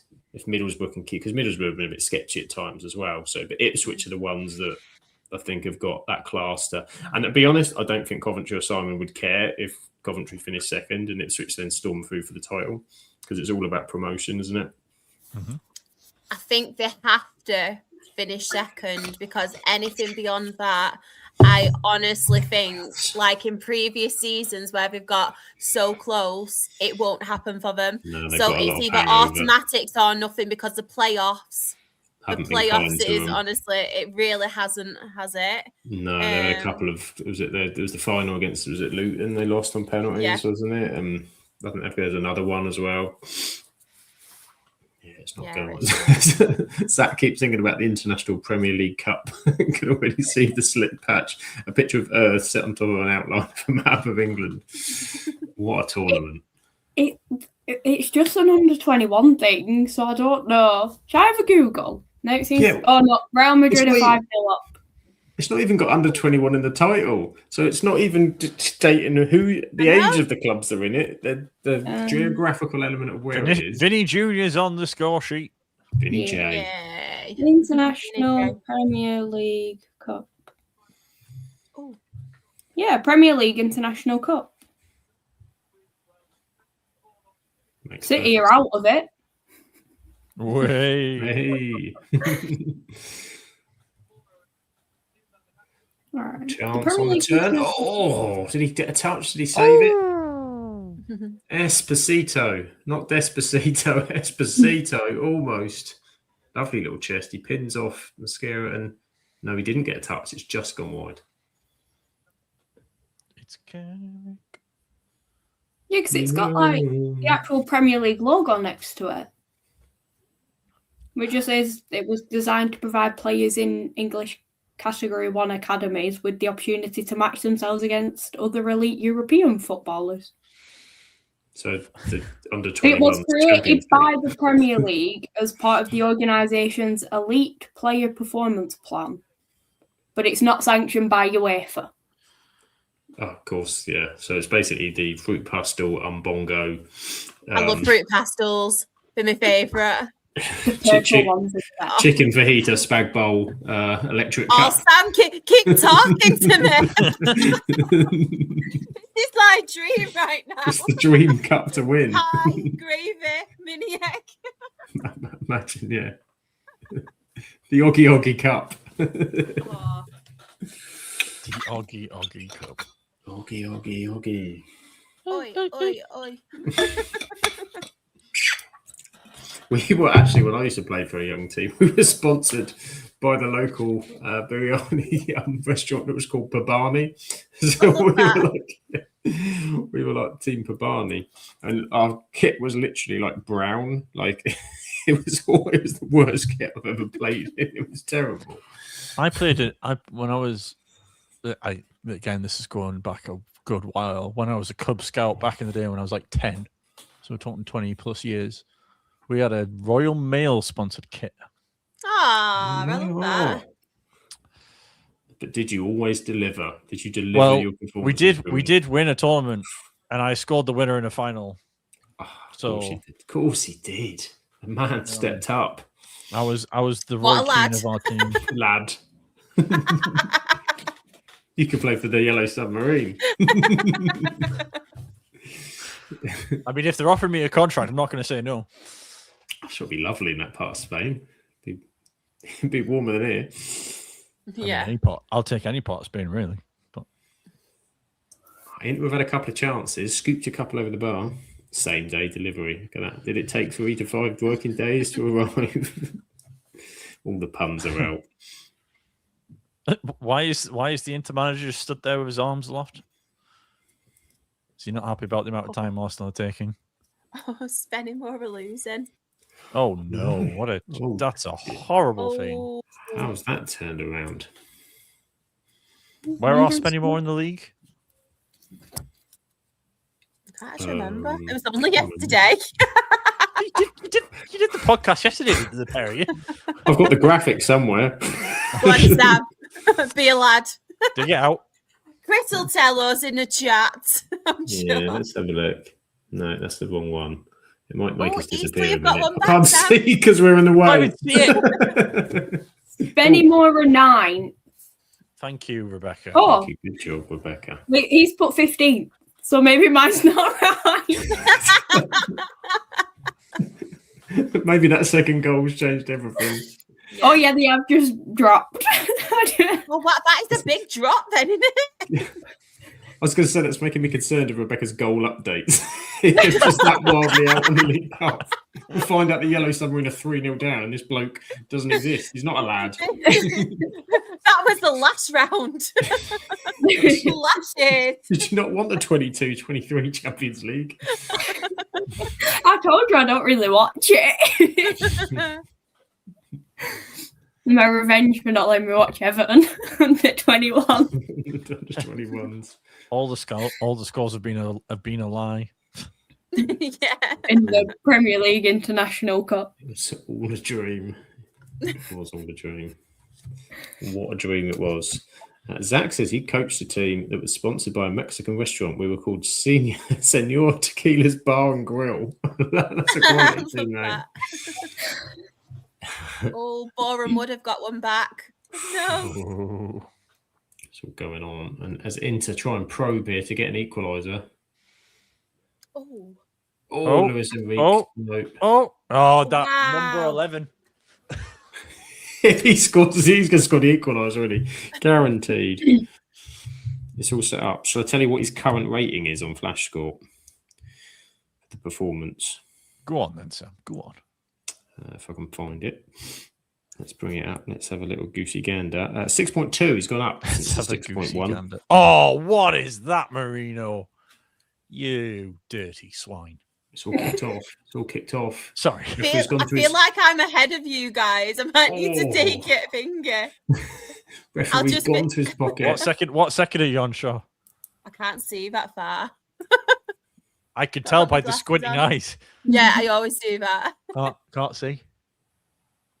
Basically, we've taken a free kick now.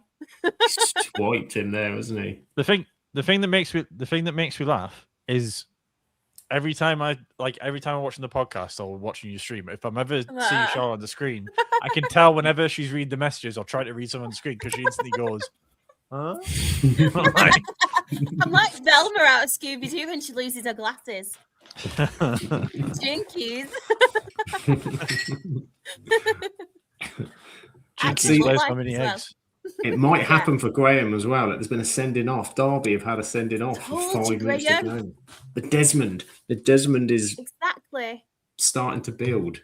It is. I manifested it, remember? I rubbed that yellow mini egg. I was like, woo. And we are definitely in the wrong competition, Shaw. And then I ate it. I was like, woo. manifested the dream, and we're in the wrong Exactly. competition because Zach says she loved, but if we won, they got free cheese dip and fruit punch at the Tequila Bar and Grill. And that is, I mean, if there's an incentive, maybe that's what Carrick's done. Free dip. Here's some free dip, lads. There you go. It's all coming out now. The truth is coming out. This is the secrets. Yeah. Free dip for everyone. Oh, we've just outed him as well now on this podcast. Yeah, haven't we? Well done, team. Should we change the rumour to something else? Do you think that's why Radcliffe sacked all the cafeteria staff? Because he kept giving free dip out. I told you about the dip. No dip. It was No the tea dip. lady. Why she got sacked. She was dealing the dip. The first thing Carrick's gone in is like, we're bringing the dips back. We are bringing the dips back. I don't think that's quite how they just Copenhagen looks like they have a penalty against Napoli. Oh, They're down to 10 men, aren't they? Yes. Hartlepool are beating Gateshead. Or was now it a as well. lie? No, he got sent off in the first half. I've got some I don't know subs what for to believe you, Arsenal. Rebecca, to be Gabriel and Gyökeres are coming on for Mosquera and for Gabriel Jesus. No hat trick for Jesus tonight.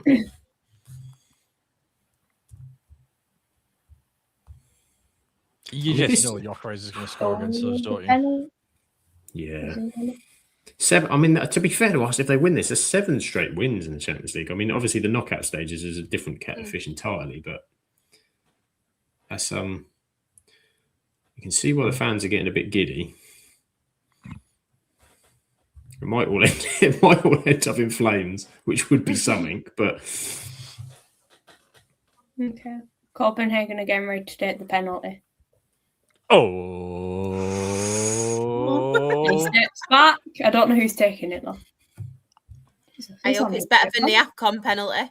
I was going to say, I wonder if he'll try and come for it. We've missed a comeback in Madrid as well. Oh, Sporting have got a goal. Oh, saved. Oh, I scored on rebound. And he's just stuck his head in a camera. He's only been on 2 minutes. Jordan Larson came on 2 minutes ago.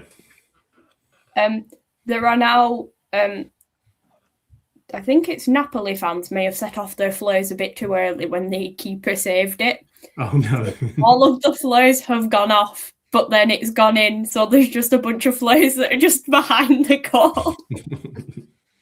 So it looks like they're just celebrating the penalty save that wasn't actually saved. 3-3 in the FA Cup. Oh, Mine's the Champions League spoiler. Big Champions League goal coming up. Is it Inter? I won't tell you. I'll let you say it. I've just seen Luis Suarez has scored for Sporting and was like, surely not. But no, it's not. That was not Luis Suarez. I know Luis Suarez. He beat him. Yeah. He beat him first. Yeah, It is Swindon Luis level. Suarez, Uncle but Nick. it's funny. Uncle Nick is level in the FA Cup as well. The FA Cup dream still lives.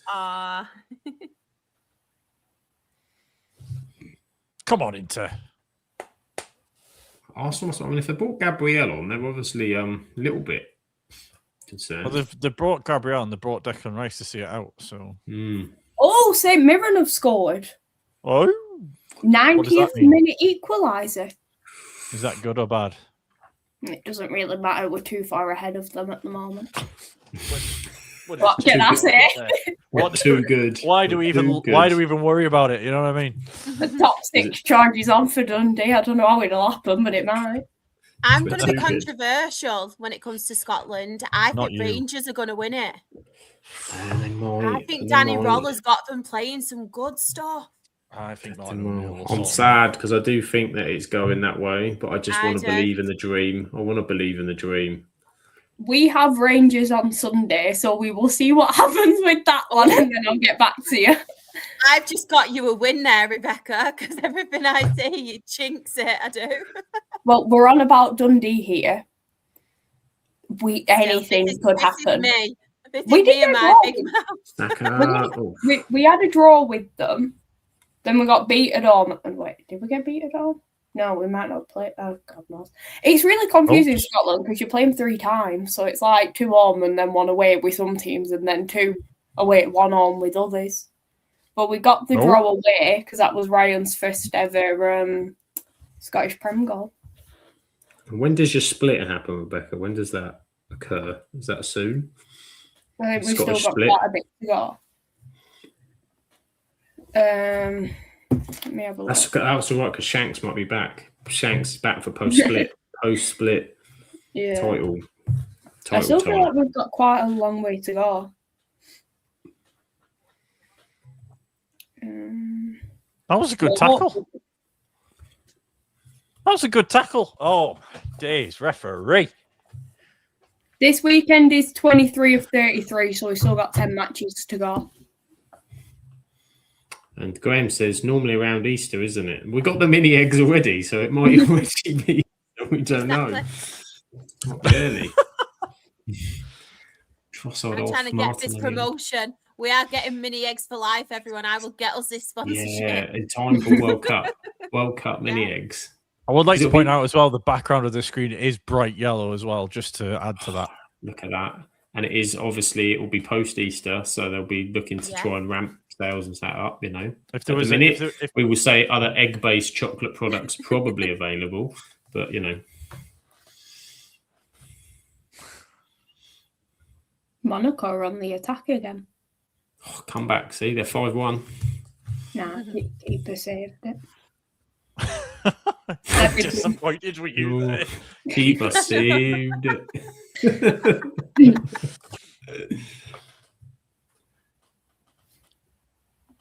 What do you reckon, Grimmy? Are we going to get an equaliser or Arsenal going to pick them off for a third? I think Arsenal are going to get another one here. Yeah. I think never mind. No. Poor touch by Martinelli. Oh, Sam, Eastleigh are 4-1 down now.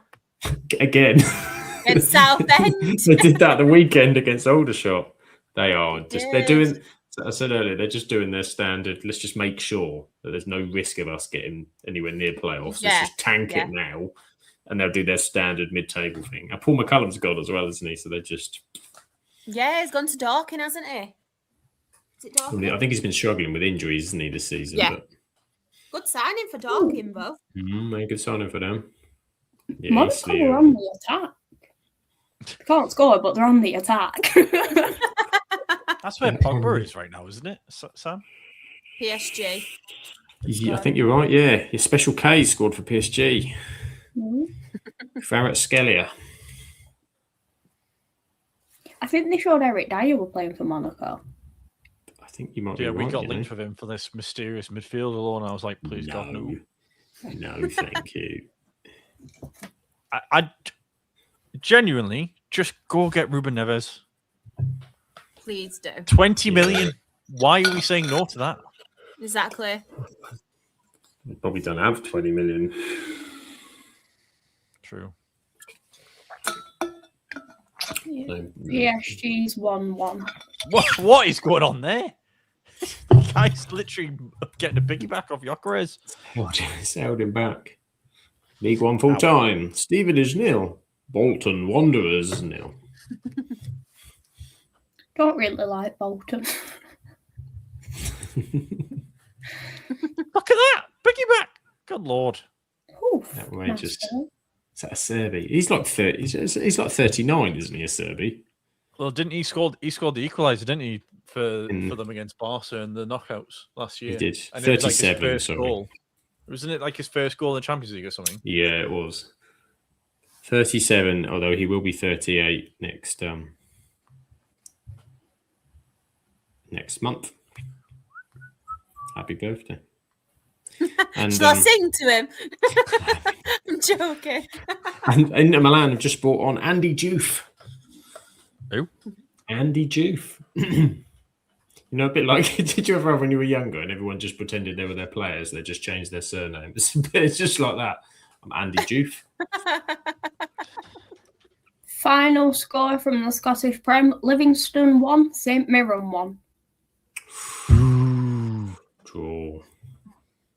I won't be adding that to the roundup. I've just done it now. Yeah, give us a match report, Rebecca. It was an 89th minute equaliser for St Mirren.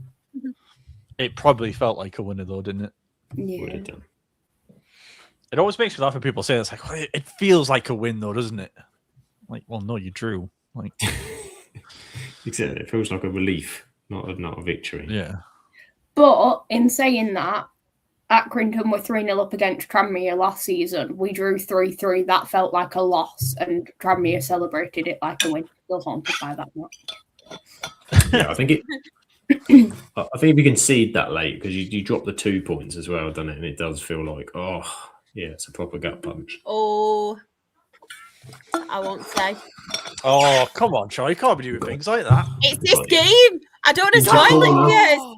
Don't want to spoil it for you. Arsenal on counter attack. Oh, here we go. Oh, Gyökeres. Yock at him. He's going. He's away. Oh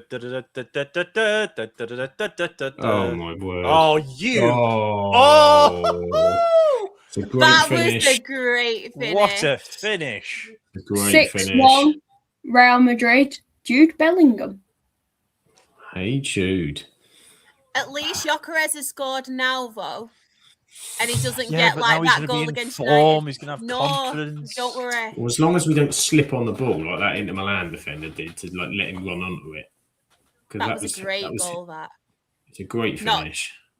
Saka's dropped it off and their just defence is like, there's just no reaction. Good finish. That is a good finish, like. Very good finish. Oh, keeper's got a hand, though. Keeper's got a hand. No, I don't think it was near. It's a good finish. I'm not going to go great. I'm going to go good finish.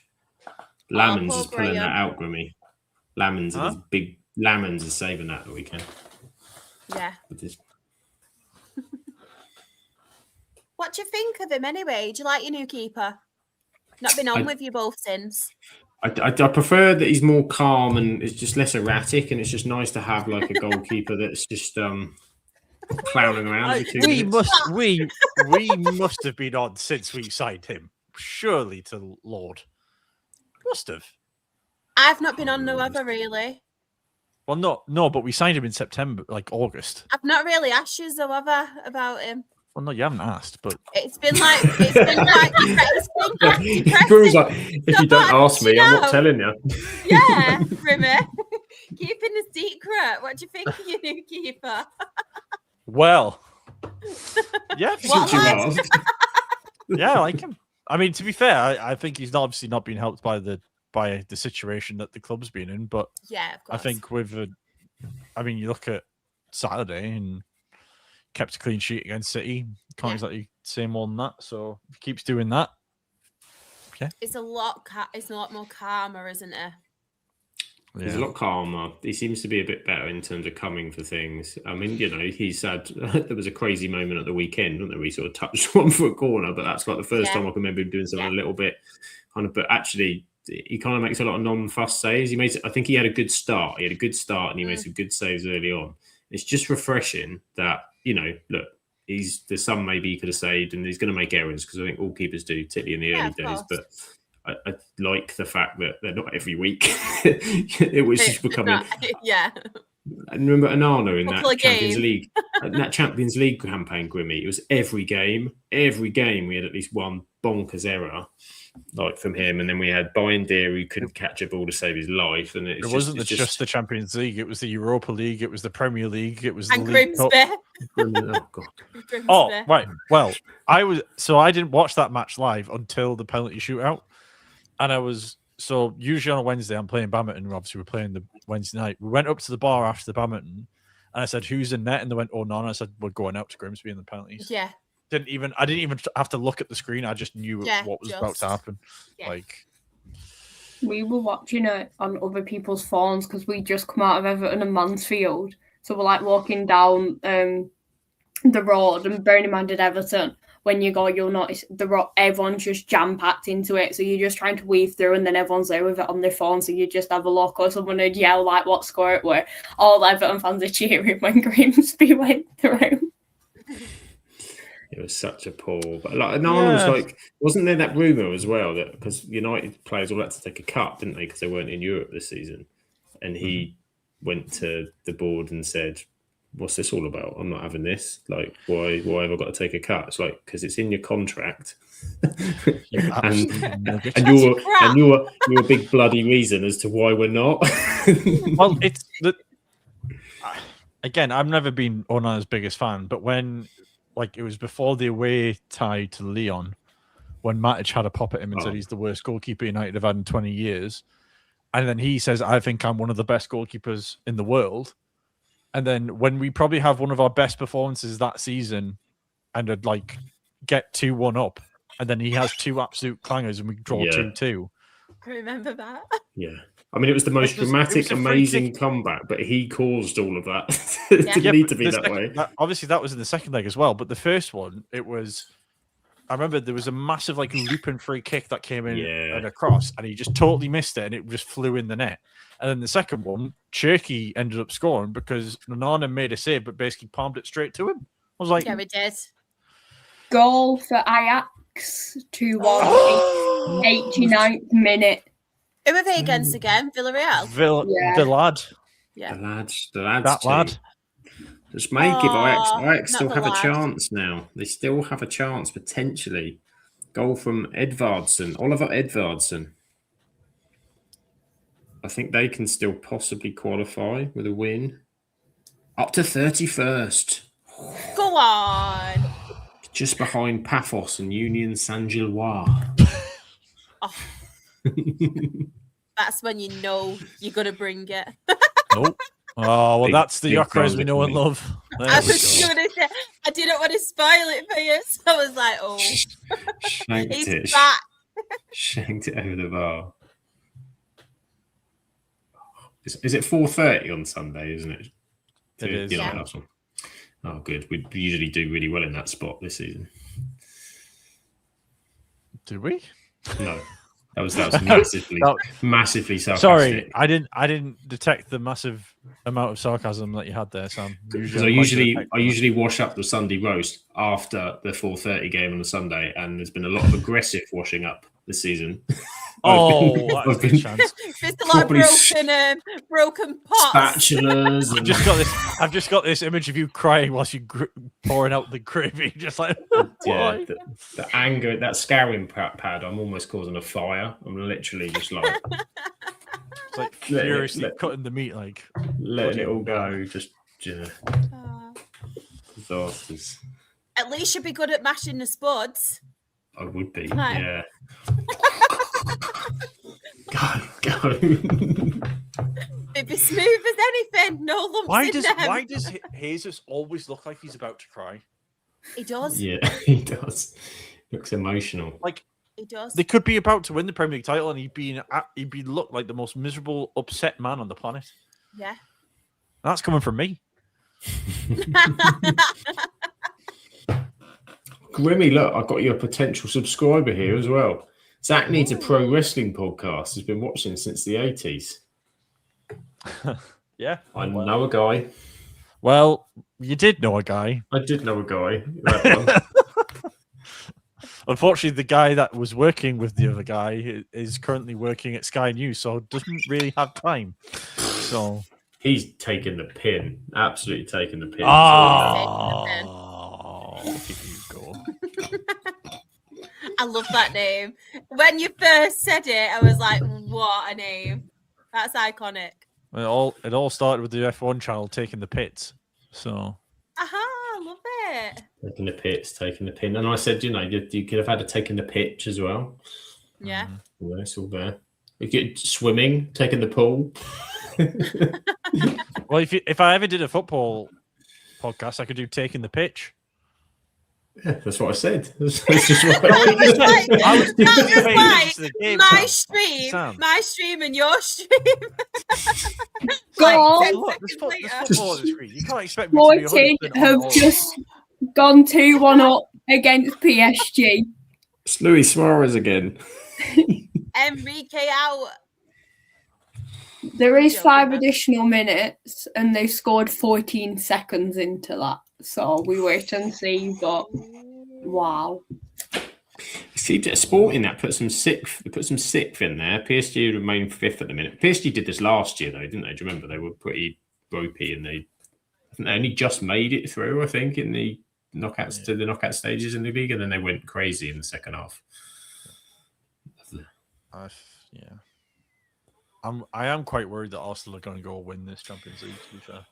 I think I look around the teams in Europe and I just don't trust any of them to be, in the past when City won it, Liverpool won it, you could always trust that Real Madrid will be there. I mean, don't get me wrong, Real Madrid could still be there come the end of the tournament.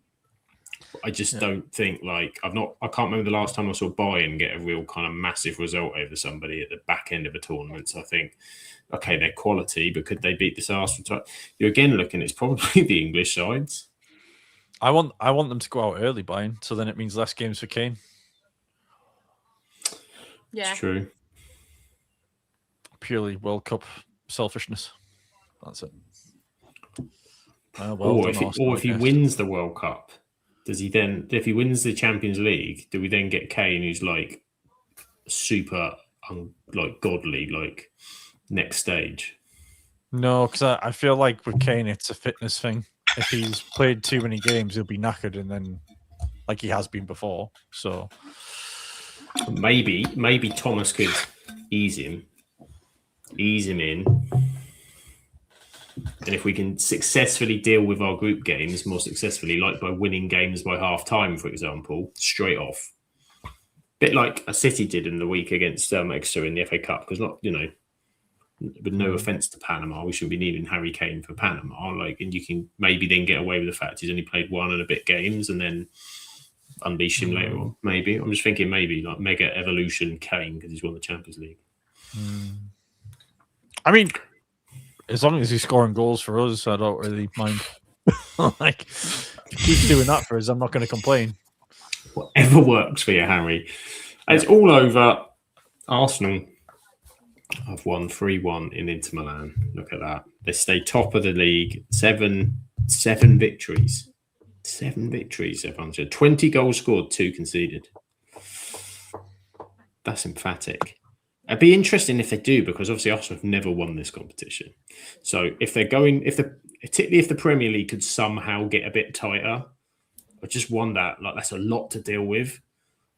To suddenly, they've never been European champions. If they're trying to navigate that, and suddenly they've got a massive semi-final double leg, yet they cannot afford. I know they've got the squad to deal with it, but I want to see if they can. And I almost think it would be better if they did, because then it proves the question, it proves the answer. Everyone will chuck at them. I'll be like, no one was near you.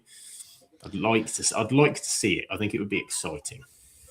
I feel like if I was to predict who's going to win the Champions League, I think I'm probably going to go with Barca. I feel like they're the most likely to turn up against the big teams on a consistent basis. Not Karabag. No. As much as I would love it, no. I just feel like Madrid are a bit too ropey. Yeah. Same with similar example, like you said with Bayern of sometimes when they come up against the big team, sometimes they're just not there. And unless Arbeloa is the next coming of Ancelotti, I can't see them necessarily. They might make a run, but I don't see them winning it. But I just feel like Barca have got the quality and the sort of adaptability to play against most teams. So, but I just think there's teams that come alive as well, isn't there, in the knockouts? That, as we said last season, like Paris Saint-Germain, you would never have predicted them. But then once they got into the knockouts, everybody went. They put out that, was it City? They put a performance in against, and everybody went, "Whoa, who the hell who are these guys?" Well, they knocked out Liverpool early, like in the first knockouts. I think they knocked out City, and I think it was Bayern in the semis. Because I thought it was going to be PSG Barca, but then Inter ended up equalising last minute and then going through an extra time in the semis. So yeah, I think it'll be. I think Barca will be there towards the end, and then maybe PSG wake up. I don't know. Depends what's going on with Enrique. Very true. Very true. Our PSG could wake up. They could wake up. They're getting a bit feisty in this match. There's a bit of pushing and shoving. Although it's nowhere near as bad as ice hockey last night. Again, I've taken us off on a tangent, but it is a very good one, to the point where it was Florida Panthers against San Jose Sharks, and Florida Panthers netminder skated the whole length of the ice just to start fighting with San Jose's netminder. It was incredible. Sounds like ice hockey. Sounds like ice hockey. All available on Grimmy's new podcast, Taking the Puck. We'll have that one. Taking the rink. Taking the rink, taking the puck. You could have, there could be 2 different spin-offs. It's a peculiar sport as ice hockey, but it's incredible. Because this is one thing I will say. You know how like Premier League managers always complain about fixture congestion? Mm-hmm. The team me and my dad support, also Senators, play at home. Oh, Sporting have beat PSG. Played at home. Face-off was at 7. It went to overtime. We got beat, but it doesn't matter. Then had to get onto a flight to go to Detroit to then play the following day at 5 o'clock. It is a mad schedule that they 2 matches within like the space of 24 hours. Not even that. And there was a flight to Detroit involved in that. I might be going to ice hockey soon again, actually, in this country. Ooh. Everyone's favourite place in Milton Keynes. Boo. There you go. My uncle is heavily involved with their team, and I have been before. I was younger, but we might take the kids to go and see. You see, bring a scarf. Bring a scarf.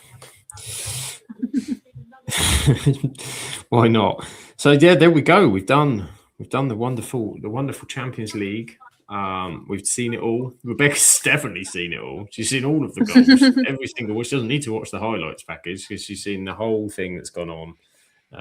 As they advertise basketball there on that, I can't watch any more sport. There's too many sports at this stage to keep on. It really is. They were showing tennis highlights at halftime on the golf show. This is the it. Aussie Open. It's the Aussie Open. Should do a watch along for that, Sam. That'd be a long watch along. What, Sinner versus Alcaraz would have to would be on there for 7 hours. To be fair, when I first started podcasting, the first podcast was all sports and it was called Juggling Balls. Juggling balls. It's a bit rude. But it's a catchy name and you remember it. And badminton, they play with a shuttlecock. Yeah. And I think other sports don't play with balls. Yeah. Keep it PG. Yeah. You can't have that as a name, Gumi. That wouldn't work as a. Yeah. That's a different kind of show entirely.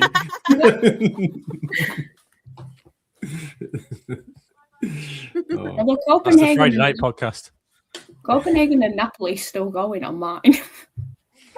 Is it still? I think it's still 1-1 here. I think everything else is finished bar them. Yeah. There's a player led on floor. 6 minute of injury time.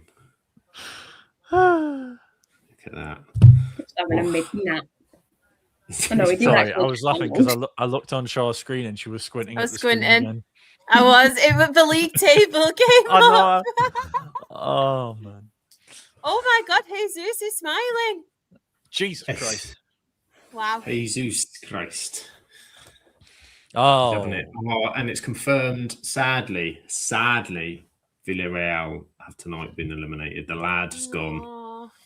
And Kairat have already gone as well. But yeah, the Lelo Submarine, Villarreal have been the second team eliminated from this year's Champions League. It's sad, but they must go on. Bless them. Just having a look. Poor lad. And Villarreal are the third in La Liga at the minute, having a right stonker in La Liga. So he might be back next year. Fingers crossed. Hopefully. Bigger and better. Better. The lad will be back. Off now. Oh, this is good. The match is going to never end. Copenhagen versus Napoli. No, it says it's ended here. Oh, they're shaking hands now. I think the ref's just given up.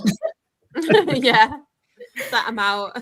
It's not. I'm done. He said that will do. That will do indeed.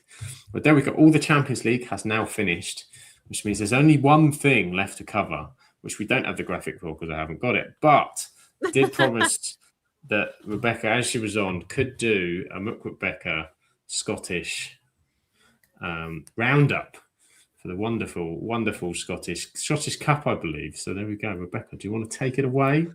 Yes. Oh, it's big screen. Oh. Full screen roundup. The pressure. Yeah, the weekend saw round 4 of the Scottish Cup take place, and there were some very interesting results. I also apologise for any pronunciation of some teams, just because I, for one, can't say them in a Scottish accent, and 2, hadn't heard of them before the Cup. Rangers secured a 5-0 win against Scottish League 2 side Annan Athletic. A shock of the round saw Championship side Dunfermline knock Hibs out 1-0.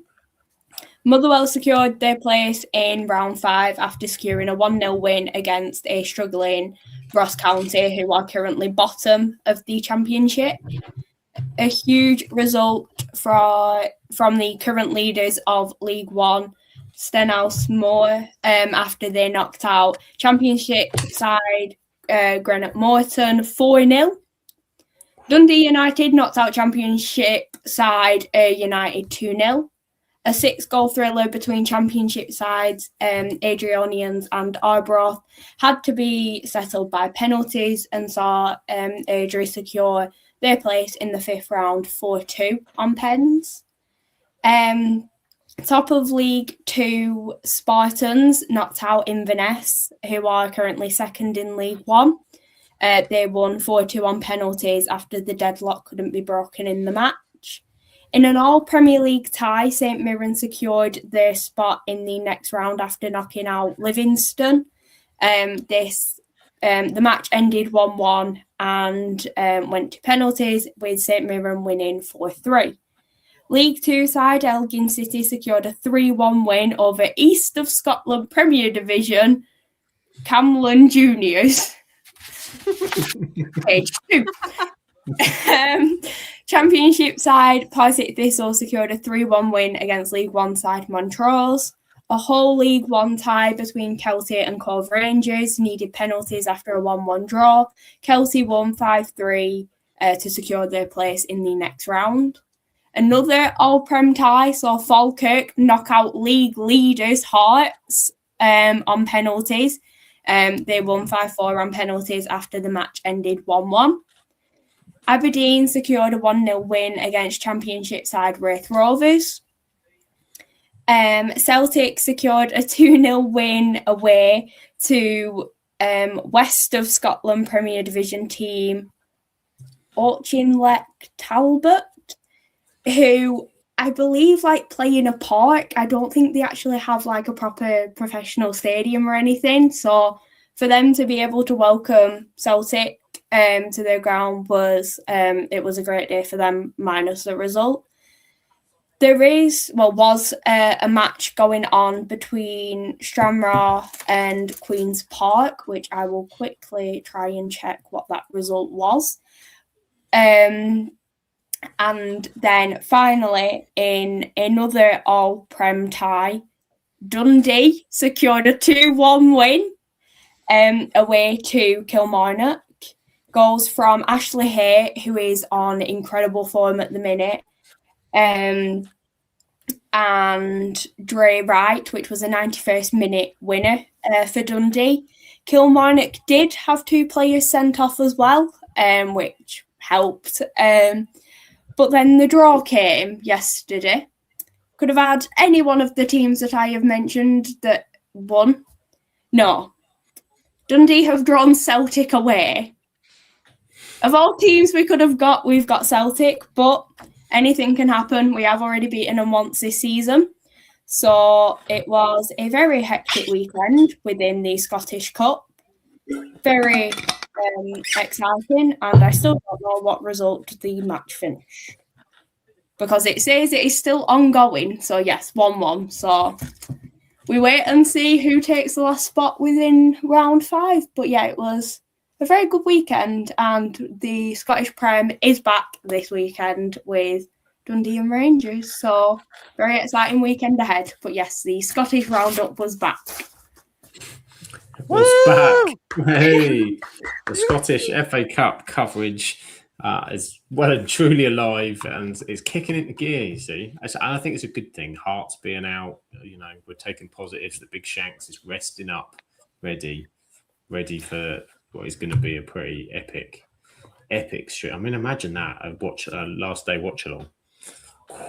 Be epic. Big Shanks winning the title on the last day. I mean, you couldn't write it. You couldn't write it.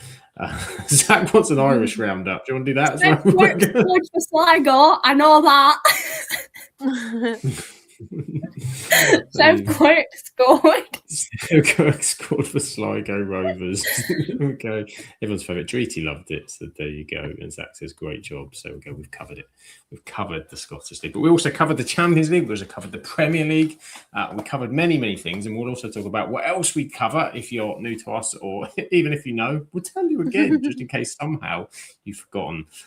But say it's not just us. We're very lucky to have the wonderful Shah back with us tonight, joining us for live watch along. Shah, how are you doing? And also tell people about your new wonderful Channel 1 football stuff coming up as well. Yeah, thank you for having me, by the way. I thought, why watch the football on my own when I could jump on stream and watch it with all of you lovely, lovely people. So thank you for having me as well. And as I did mention yesterday, thank you so much to everybody who has checked in over the past few weeks. I do really, really appreciate it. And I will be coming back properly, doing my regular shows very, very soon. Do not worry about that. And yeah, I thought, you know what? I'm going to do something different. I am going to do my own channel. I'm going to have a crack at it, do something new. So if anybody does want to follow it, it is called Ball and All with Shah, because I don't want to talk just about football because I do it on this lovely platform. I will be doing some prediction shows and an FPL segment because people are that invested in my trauma when it comes to FPL. And you know what? I do think I need to go to therapy to calm down on anger management because it gets me really stressed.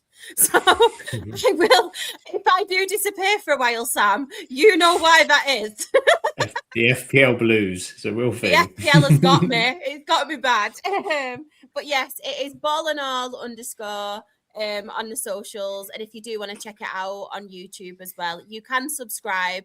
I'm not going to be doing it till probably about March, April. I'm just taking my time, just getting back into the flow of things. But ShahXREFC on Twitter, TikTok, Instagram, and of course on this lovely, lovely platform, which I love very, very dearly. And thank you to all of you lovely people, part of the Absolute Football podcast team, for being there for me when I've needed you all these last few months. So thank you. Oh, you're welcome. And so check all that wonderful stuff out that Shah's doing. Very, very, very exciting. And the Arsenal podcast in to celebrate the Arsenal win. Right at the end, there we go. Let you have your moment as you've had a fantastic victory tonight against Inter Milan. But no, so wonderful. Check Shah out and all that stuff, of course. But the wonderful Rebecca had her Game 2 game as well at the weekend and doing ice hockey and all this sort of stuff. Where can everybody find you and your many, many, many tings?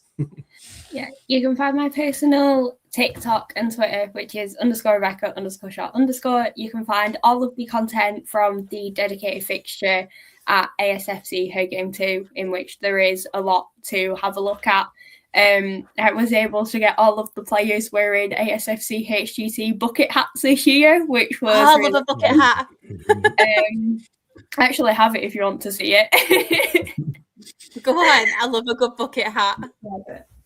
It reminds me of our Absolutely Not. I watched that Watford one as well, and I cringed. I keep forgetting about it. It's so funny seeing their reactions to it. Oh, awesome. I love that hat. I made myself as well. We had the players wearing warm-up t-shirts, and it was just, apart from the result, a really good day. You can find all of my Accrington content on the official Accrington Stanley page. That is every home match, and hopefully be getting back in doing little filming days.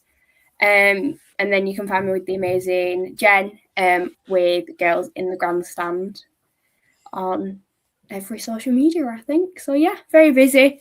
Entering my last semester of uni ever, so it's all go, but it's all really good. Good, so busy so much. And so there you go, Dreety giving you the love in the chat as well. And of course, if there's a man that you want to follow with knowledge, with a wealth of information, with anything that you can ask him, just not about his domestic towel situation, Grimmy, where can everybody find you? And bloody candles. You can find me on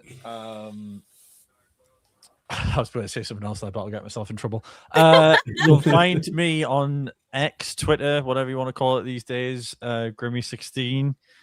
I'm also rebooting a old project that I haven't touched with a barge pole for about a good year in my Man United channel, Grim Devils, plural on that one. And the video will be out on Friday previewing the Arsenal match. So if you want to see that and check that out on YouTube, that would be greatly appreciated. And who knows, you may see another familiar United face fan appear on that one at some point in the near future, in the form of Sam at some point. So yeah, keep your eyes peeled on that one. Yeah, I was going to say, it's not me, because I've been called a closet United fan because I put that picture of me and Nemanja Vidic. I don't think it's a very closeted thing at this point, is it? Do you know what? It's getting really bad because I get so passionate about it, and I'm like, I promise I'm not a United fan, but I think because my family support them, I feel like I have to defend them.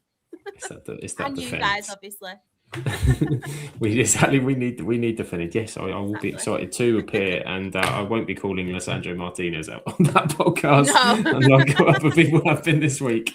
No. It will be pure love for most of them, most of the players.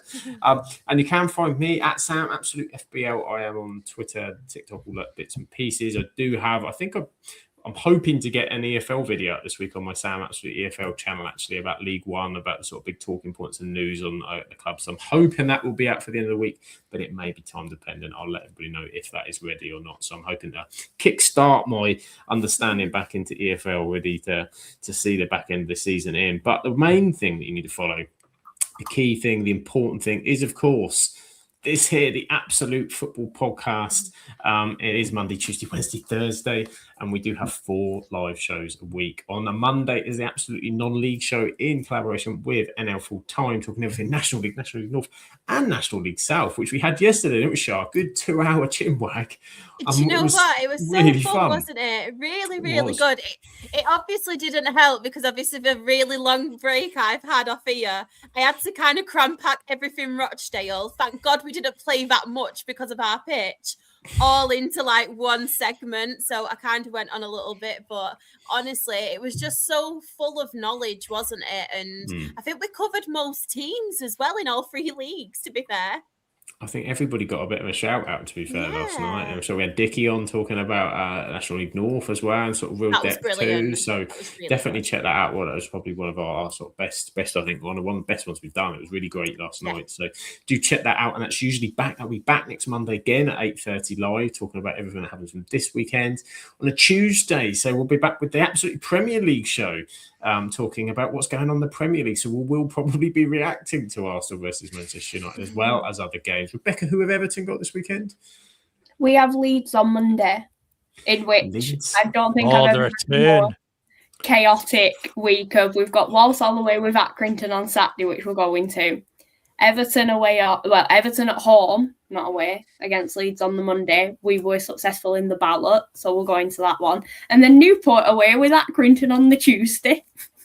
Accrington. Rebecca is everywhere and will be reunited with a certain Dominic Calvert-Lewin. I was going to say, yeah. Not even. We all know how we feel about our returning player. It's always the returning players that do the damage, but we'll be talking probably that game as well as everything else from the weekend on Tuesday and on Wednesday. Although Rebecca looks like she has something else to say.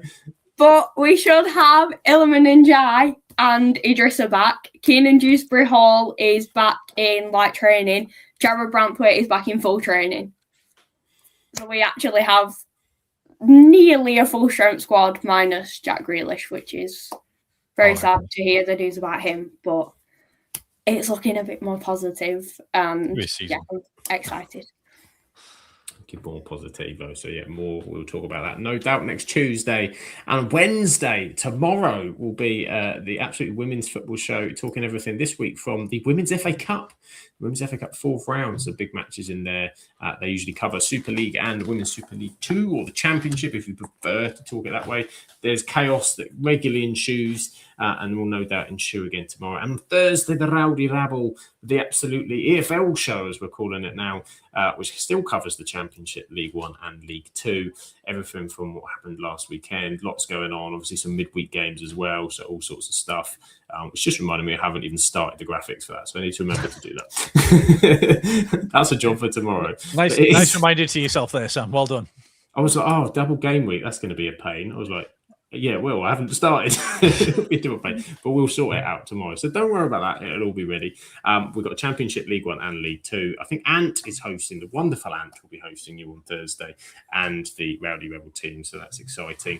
8:30 live. As I said, we do interviews as well, club episodes. Do check out the All About Watford on the channel if you haven't already, with the brilliant Do Not Scratch Your Eyes that Ant and I spoke to the other week. It was real great fun, great insight, talking everything. Troy Deeney, Luther Blissett, John Barnes, Elton John, covered it all. We're all round the houses, but a great interview. And check us out on Twitter, Absolute Ball Pod, YouTube, Absolute Football Podcast, and Twitch, TikTok, Absolute Football Pod, Instagram, Absolute Football Podcast _ Blue Sky, Absolute Football, Facebook, the Absolute Football Podcast. And there you go, all the regular places. And on audio, we never sort of plug our audio, but we are on audio. You can check us out on Spotify if you like the wonderful tones in your ears of us yabbing away. We are on there as well, so feel free to check us out there too.